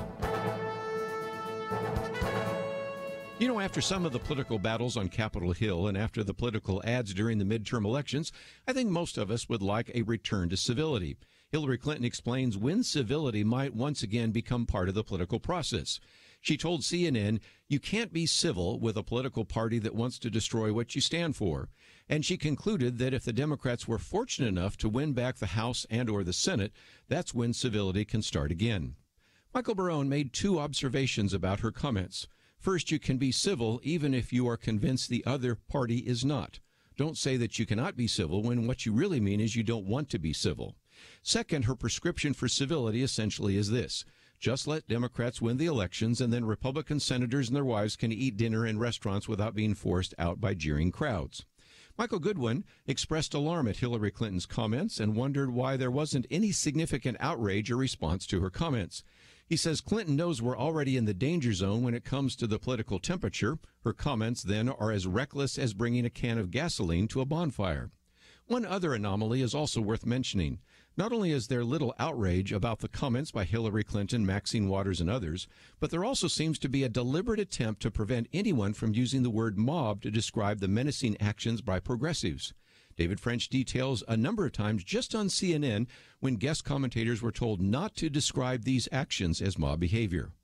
Not only can we not expect civility anytime soon, but we cannot even use appropriate words to describe incivility. I'm Kirby Anderson, and that's my point of view.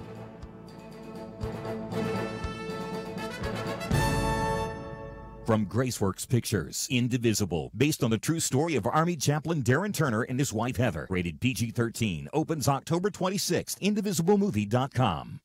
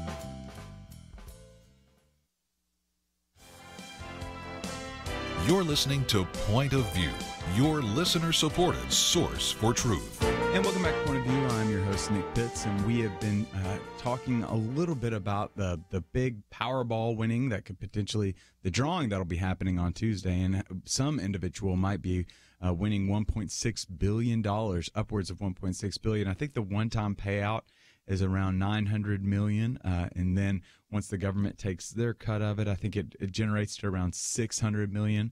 $650 million is what Doug, our producer, is saying, and so it's just again that's some money. You can buy some McDonald's with that, and so there's many individuals that will be vying to be able to win that money. But as we kind of indicated earlier, it doesn't necessarily, just because it could increase your bank account doesn't necessarily mean that it's healthy and the best for you. Some of the social science research indicates that it might zap you of your happiness, as well as kind of zip you of some health as well, increase the risk of developing depression, lowers or increases your anxiety levels. And so there's just some health effects that happen because of that as well. And so this might fall into one of those categories of it might not be the most loving thing for yourself as well as for your neighbor as well, knowing that the lottery typically tends to prey on a certain type of individual, and it might not be the most beneficial thing according to 1 Corinthians 10:23. So though it might be permissible, it might not be the most beneficial thing. And so if you're deciding to do it, proceed with caution, one might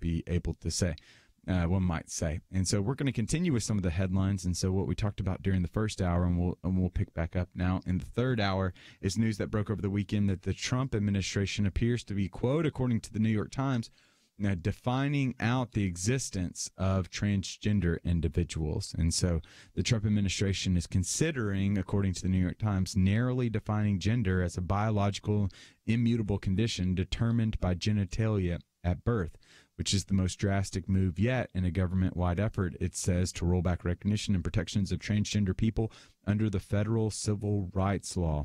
According to the New York Times, which kind of reviewed a draft of the memo, the department argued in the memo that key government agencies needed to adopt explicit and uniform definitions of gender as determined on a biological basis that is clear, grounded in science, and objective and administrable.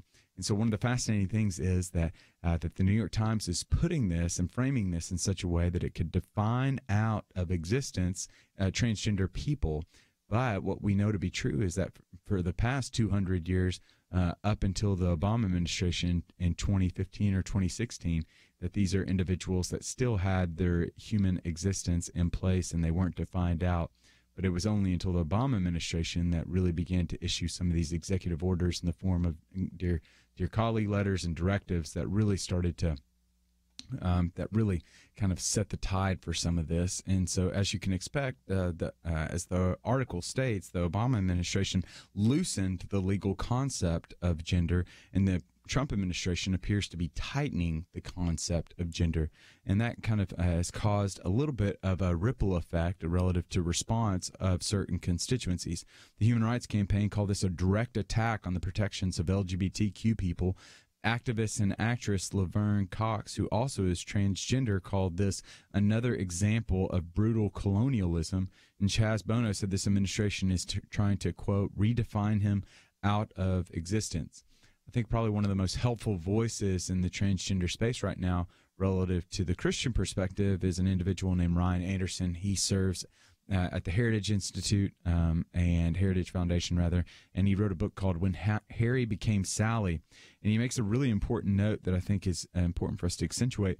He says, quote, "We need to respect the dignity of people who identify as transgender, but without encouraging experimental transition treatments and without trampling on the needs and interests of others. And we need to acknowledge that taking our sexual embodiment seriously in public policy is not discriminatory."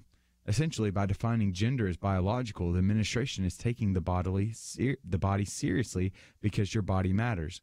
In the biblical narrative, we read about a God that loves us greatly, cares for us deeply, and valued the body enough to take one on. Many would feel threatened by this move, but hopefully they can all feel loved by you.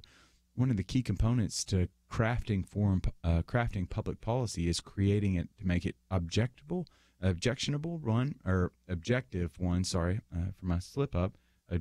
one, but also two, wanting to make sure there's clarity.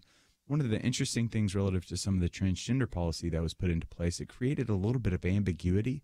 It's very similar to some of the reparative therapy definitions that are out there right now out of the APA. There's just a lot more ambiguity than there is clarity, and public policy just really thrives on kind of that objective and that clarity, because it has to impacts a significant amount of people, namely 340 million people that are here in the U.S. And so what the Trump administration is attempting to do is to revert back to what was done before the Obama administration, and not just the Obama administration, but really revert back to what's been done for years and years in all of human existence here in the U.S. specifically, in that wanting to make sure that individuals aren't defined out of existence, as the New York Times kind of framed it, but rather that individuals we're all equitable, we're all equal, and we're all protected under civil rights. It's just that we're not going to be creating new categories and specialties relative to some of your sexuality when there's especially so much detrimental research out there. That what we continue to know to be true is that individuals that do the transition surgery that identify as transgender, which again is just very subjective to a large degree, that they're just subjectively claiming this, that individuals that go ahead and proceed with some of these medical procedures increase their levels of suicide, increase their levels of likely trying to attempt suicide, increase levels of depression, anxiety, et cetera, et cetera. It's not proven to be beneficial, according to some of the research from Paul McHugh out of Johns Hopkins University. And so what the Trump administration is trying to do is not define them out of existence, but rather kind of level the playing field as well. And so one of the other stories that I think is really interesting that we'll touch on and then we'll elaborate upon after the break is Turkey's president, President Erdogan, has vowed to detail the Washington Post journalist and death in, quote, full nakedness. What he's saying is on Sunday, Mr. Erdogan broke his silence, promising that within 48 hours he would remove the lid completely from what his spokesperson are now calling a Saudi cover-up. This is the Washington Post journalist that was much mystery revolves around his death. And so there's two particular components that I think are really interesting, that are really helpful for us to be able to understand as we're hearing about these various responses that are coming out.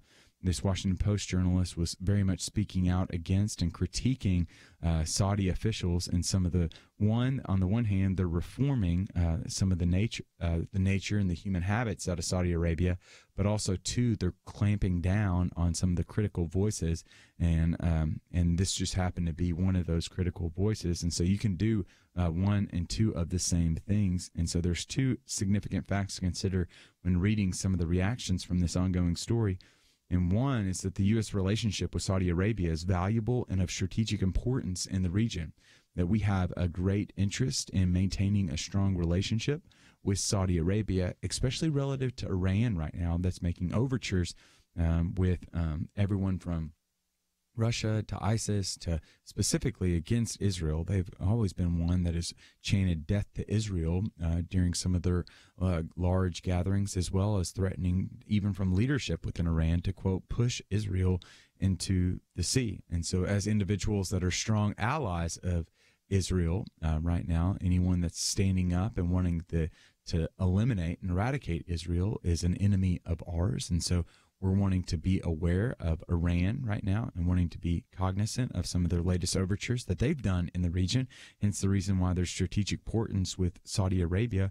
So on the one hand, the U.S. relationship with Saudi Arabia is valuable and of strategic importance, but also, two, the U.S. is the greatest champion of human rights in the world. That we are individuals that believe it to be true, that there's certain inalienable rights within all of us, that we've signed the UN Human Rights Act, so that continues to say that it's not simply just American citizens that have these rights. We believe it to be true that everyone is born with certain rights. And so when there is a regime that that kills individuals that are voicing dissent, we believe that's wrong. We believe that's morally reprehensible, and that justice needs to be served in such instances. And so that really does give us kind of the picture of there needs to be a response when we find out more information as to exactly what happened with Jamal Khashoggi. I totally botched the name. I'll get it during the break. But then we also need to be aware that we have strategic importance with Saudi Arabia as well. And so we're trying to navigate that as well. And so, but we got to take a break right now. But when we come back from the break, we'll talk a little bit more about what's happening right now with President Erdogan and what he's going to potentially be revealing to the larger audience here shortly. But we'll also be talking about the response that Christians should make, one, and the U.S. should make, two. And we'll be back right after this. Protect the health of the nation. Join the Point of View Truth Team. Pointofview.net/team. Pointofview.net/team. Or call 800-347-5151. So there's this guy named Jordan. He's a healthy guy. He's a dad of 6, and he works as a guide in Alaska. And he goes to the doctor, true story, he goes to the doctor, and he's diagnosed with cancer, stage 4. And here's the thing. He had switched earlier from medical insurance to Medishare, where Christians share each other's medical bills. So the question for Jordan and his wife, Jenny, was, is this actually going to work? Our medical bills exceeded $160,000. Medishare members shared all our bills. And it was about more than just the money, too. This is a real community. Medishare is a family, a group of people that stick with you through the hardest times of your life. I just don't know how I could have done it without Medishare. It's so worth looking into. There's a reason this is growing so fast. So if you want to find out more, here is a number for you. 855-90-BIBLE. That's 855-90-BIBLE. Point of View will continue after this.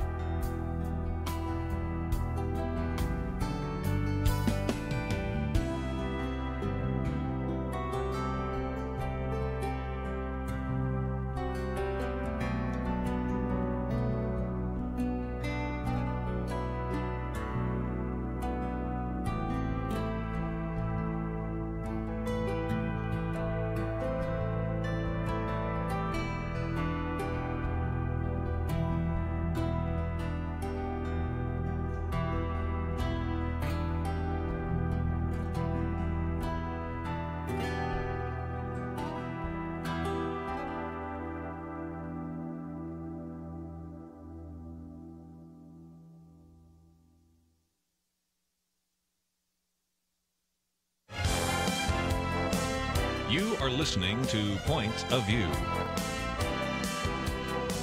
The opinions expressed on Point of View do not necessarily reflect the views of the management or staff of this station.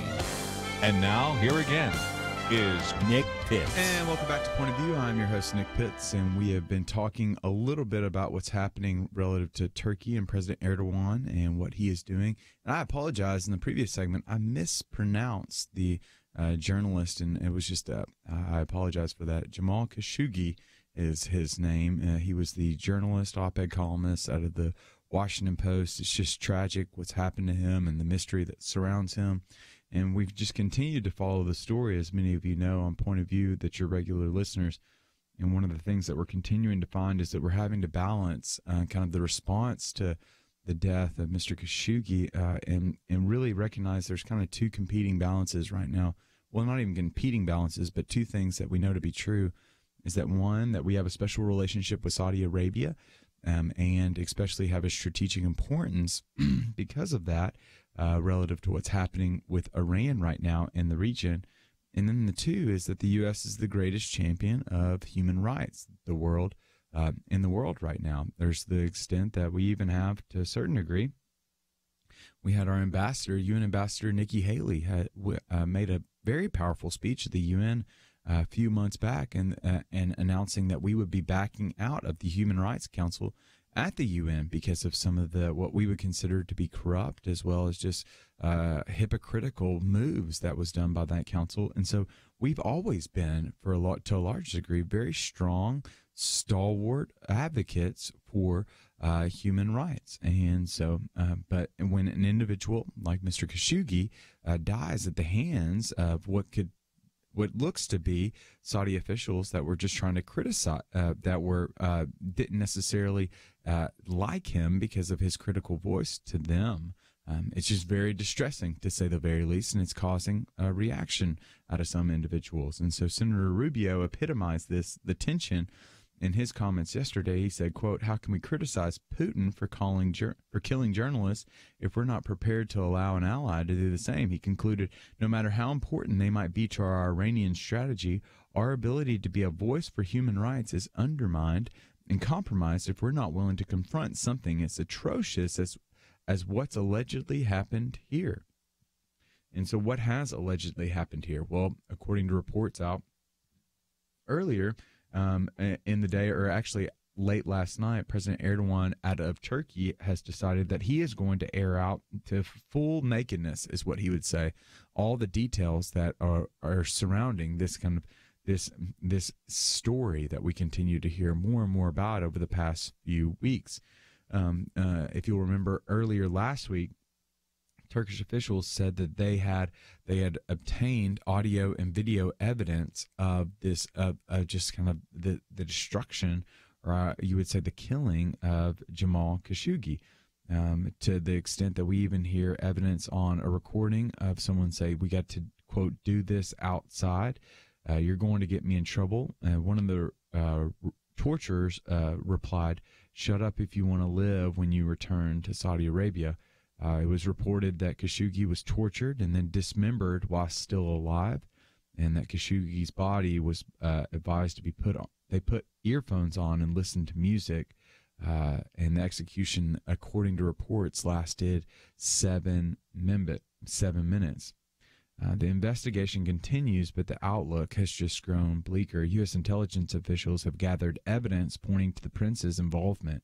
Such evidence includes the presence of members of the prince's security detail and intercepts of Saudi officials discussing a possible plan to detain Mr. Khashoggi. CNN reported just this morning, right before we went on air earlier today, that there was certain officials that made their way into the building, and then there was surveillance footage as individuals were walking around outside. And one of the individuals that made his way in was wearing this exact same clothes as Mr. Khashoggi was wearing when he walked out, or when he walked in, rather.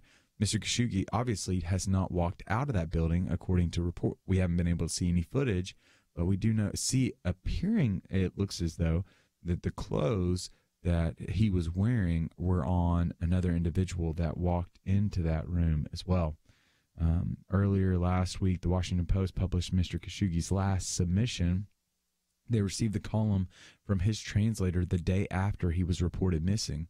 The column elaborates upon the very idea that he gave his life for. He says, quote, "The Arab world is facing its own version of an Iron Curtain imposed not by external actors but through domestic forces vying for power."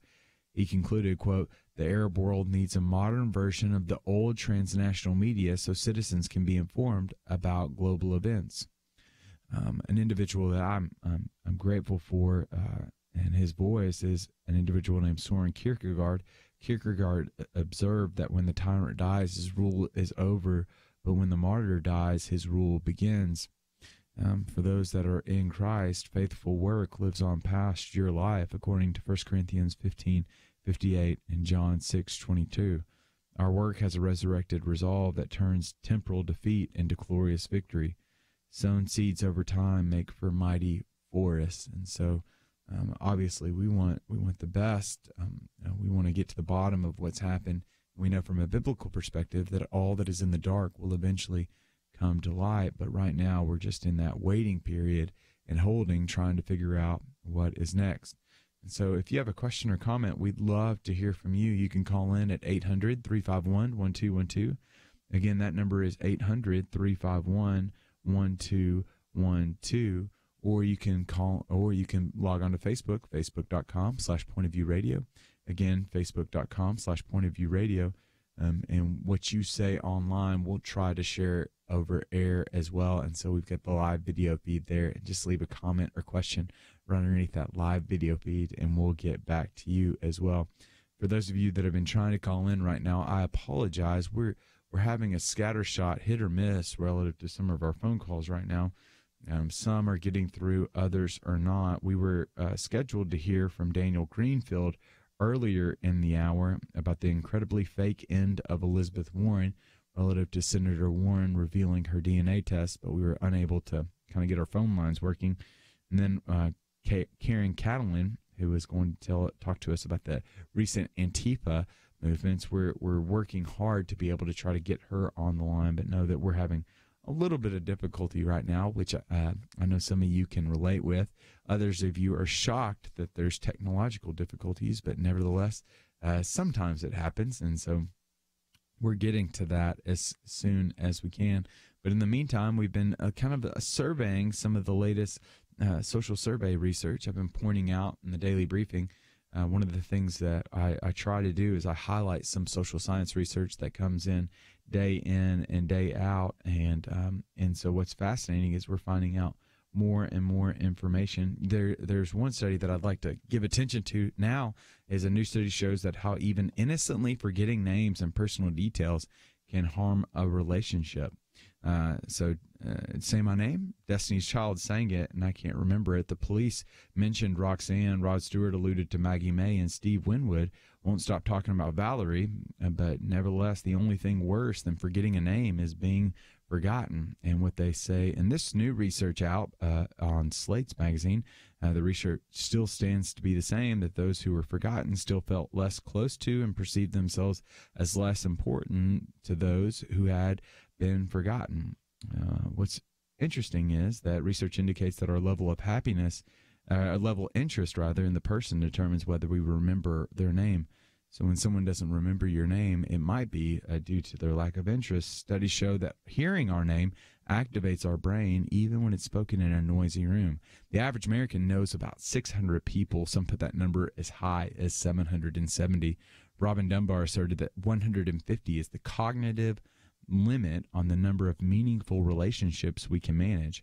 In today's technological world, where people zoom in on pictures and analyze every detail of a profile, to be looked over instead of looked at deals a devastating blow to the spirit. But take heart, people may forget you, but God is deeply in love with you. Your parents may forget you, like David in Psalm 27:10, but your heavenly Father can't stop thinking about you, from Luke 12:7, as well as Psalm 139. It's good to know people. It's great to be known by people, but it's divine when God can call you by name as he does. And so it's interesting research out that you can find out more information on the daily briefing. So you can go to www.thebriefing.net and sign up for more information and to be able to receive that every morning at around 5:30, 5:45 Central Standard Time. But we've got to take a break right now. But when we get back from the break, there's new research out relative to premarital cohabitation. It's still associated with greater odds of divorce, as well as the powerful research around the word we and what that could do. And so we'll take a break, but we'll still be taking some of your phone calls, hopefully, 800-351-1212. Again, that number is 800-351-1212. Or you log on to Facebook, facebook.com/pointofviewradio, www.facebook.com/pointofviewradio, and we'll take some of your questions and comments online and share them over air. And we'll be back, though, right after this.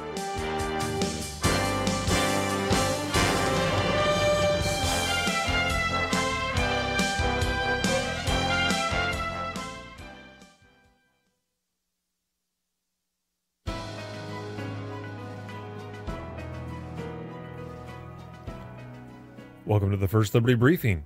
I'm Jeremy Dice. You probably know the story of Aaron and Melissa Klein, the bakers in Oregon forced out of business and fined $135,000 by the state when they politely declined business that would have forced them to violate their religious convictions. What you may not know is that after the state of Oregon pronounced them guilty of discrimination, private citizens were eager to show their contempt for the Kleins. Many of the comments they received are so vulgar that I cannot repeat them here, but here is a tame sampling. One person writing on Facebook said to the Kleins, "I hope your shop burns." Another chimed in, noting that she hoped Aaron and Melissa would burn in hell. One man sent a message that said, "I hope you lose your house and have to live on the streets." One woman even said, "We hope your children get cancer and die." When the government declares that citizens like Aaron and Melissa are not entitled to the Constitution's promises of religious liberty and free speech, its people push aside any goodwill that allows people to coexist peacefully with beliefs with which they may disagree. Aaron and Melissa have asked the Oregon Supreme Court to review their case. We hope the court will accept the appeal, if only to remind everyone that it is possible to live peacefully as neighbors, even when we disagree. To learn how First Liberty is protecting religious liberty for all Americans, visit firstliberty.org. I'm Kelly Shackelford, President and Chief Counsel of First Liberty Institute. Some people think our religious freedom will soon be gone, but that's not true. The fact is that First Liberty, a national network of America's top attorneys, is winning over 90% of our cases. We defend religious freedom for people like you. Go to firstliberty.org and read the exciting story. That's firstliberty.org.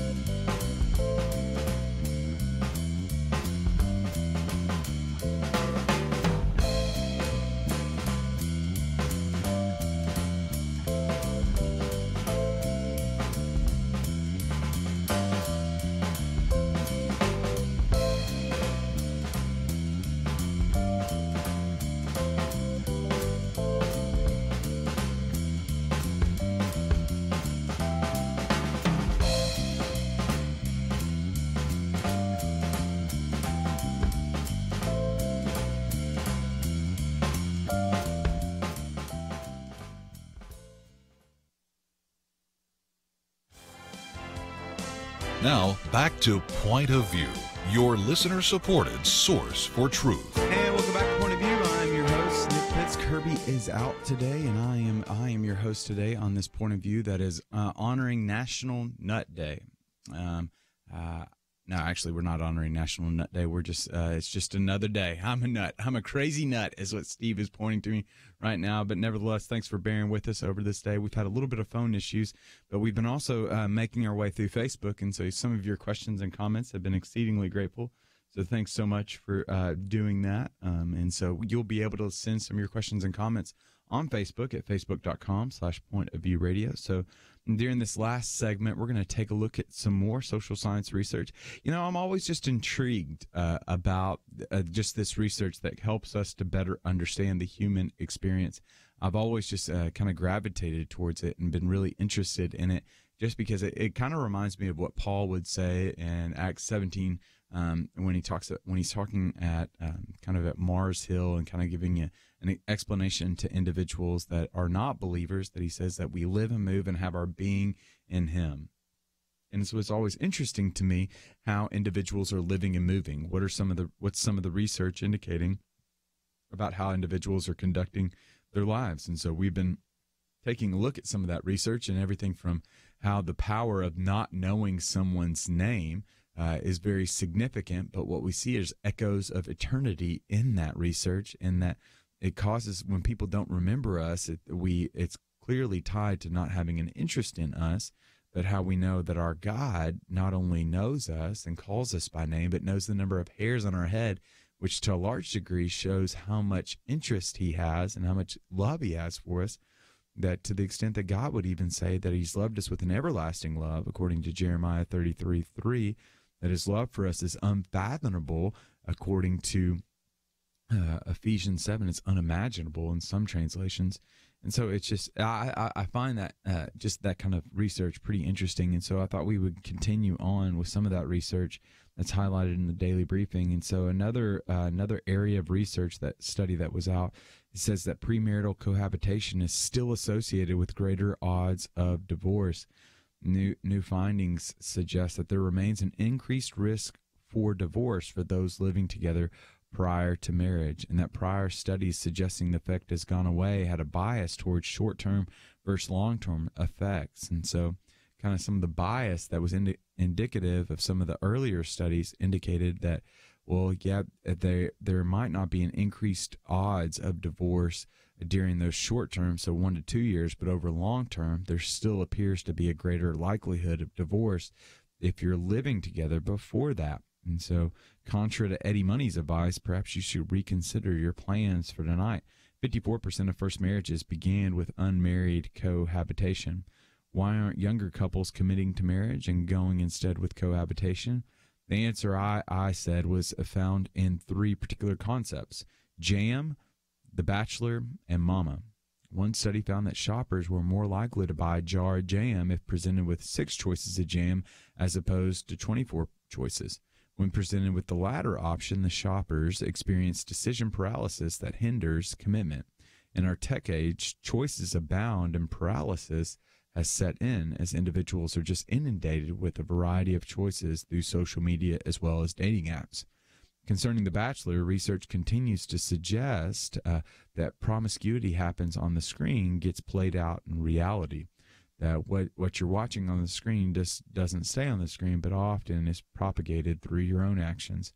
And relative to Mama, younger generations have boomeranged back to Mama's house at historic levels, to the extent that we know that there are more single individuals living at home today than are individuals that are married among millennials, which is the first time in history that that's happened. This move also of individuals moving back into Mama's house funds supplemental income from their parents as well. The average family paying $7,000 a year to their adult children. In the scriptures, we read about not awakening love until one is ready, according to Song of Solomon 8:4. Boaz was ready for love, while we don't even remember or even know the name of the man who turned down love in Ruth 4. A partner is a good gift, and marriage is a beautiful covenant requiring commitment but bringing joy. You shouldn't move in with them until you're ready to commit for better or worse to them.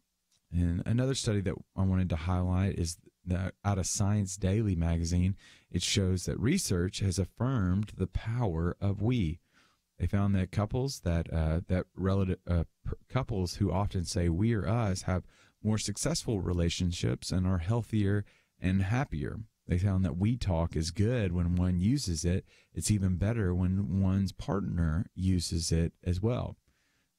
So we will rock you. You can say that again, Queen. Research indicates that the use of first-person singular pronouns, I, me, my, etc., declines with age, while the use of first-person plural pronouns, we, us, our, increases with age. Another study suggested that the most effective leaders use more first-person plural pronouns, demonstrating an others orientation. Research out of Harvard found that those who had a strong focus on others often attained a higher status, while those self-focused would get looked down on regardless of whether they held positions of authority. In the biblical narrative, I'm always struck by Moses' others orientation. When God promised Moses that he would go with him and give him rest, Moses responded in the plural. If your presence does not go with us, Moses said, do not bring us up from here, according to Exodus 33:15. In the biblical narrative, we read how Jesus died to give us life to the fullest. He died to be with you and provide abundant life to you. He didn't give up on us, and we shouldn't give up on others. that's just kind of some of the social research, science research that I highlight in the daily briefing that I think is really interesting and helps us to be able to understand the world in which we're living in right now. And so you can sign up for the daily briefing as well as and you'll get the email sent straight to your inbox every morning, every weekday morning, I should say, from about 5:30 to 5:45. That's usually when I try to get through with it by that time. And so you can go to one of two places. The first place being we'll go straight to the horse's mouth, I guess you could say. You could go to www.thebriefing.net and find out more information and sign up there. On the front page, there'll be a subscribe box where you can find out more information to find today's edition, as well as kind of a brief bio on me, and then also some other information that's available there. Or you can go to the Point of View website, pointofview.net. And so when you go to pointofview.net, we'll have highlighted some of the articles that we've talked about today, as well as an opportunity to sign up for the daily briefing. You can do that as well as find out more information on what's happening over at Dallas Baptist University. I have the opportunity and the privilege to serve as the executive director for the Institute for Global Engagement, which is an internal think tank at Dallas Baptist University, trying to figure out what it looks like to give a biblical response to the cultural issues of our day. Our mission is to be a catalyst for moral and spiritual renewal in our culture. We had a fascinating lecture just this past week with the U.S. Ambassador to International Religious Liberty, Sam Brownback, who was formerly the governor of Kansas as well as the senator from Kansas. He came on campus and we had a great conversation, and it was a very robust day, just simply because we had constituencies representing peoples from all across the world airing the opportunities as well as difficulties that they find in serving in some of these places, from India to China to Turkey, all across the world. And so what I shared with the crew later on that night at the dinner that we hosted in his honor is, I said, after surveying and after listening in on all of these meetings, one thing is clear. As the great C.S. Lewis said, Aslan is on the move. That God who started the good work will see it to completion, and praise God, he's doing that right now. And so thank you so much for tuning in to us today on Point of View, and then hopefully tomorrow we'll see you back here. Until then, see you then. Protect the health of the nation. Join the Point of View Truth Team. Pointofview.net/team. Pointofview.net/team. Or call 800-347-5151. So there's this guy named Jordan. He's a healthy guy. He's a dad of 6, and he works as a guide in Alaska. And he goes to the doctor, true story, he goes to the doctor and he's diagnosed with cancer, stage 4. And here's the thing. He had switched earlier from medical insurance to Medicare. Question for Jordan and his wife Jenny was, is this actually going to work? Our medical bills exceeded $160,000. Medishare members shared all our bills. And it was about more than just the money, too. This is a real community. Medishare is a family, a group of people that stick with you through the hardest times of your life. I just don't know how I could have done it without Medishare. It's so worth looking into. There's a reason this is growing so fast. So if you want to find out more, here is a number for you, 855-90-BIBLE. That's 855-90-BIBLE. Point of View is produced by Point of View Ministries.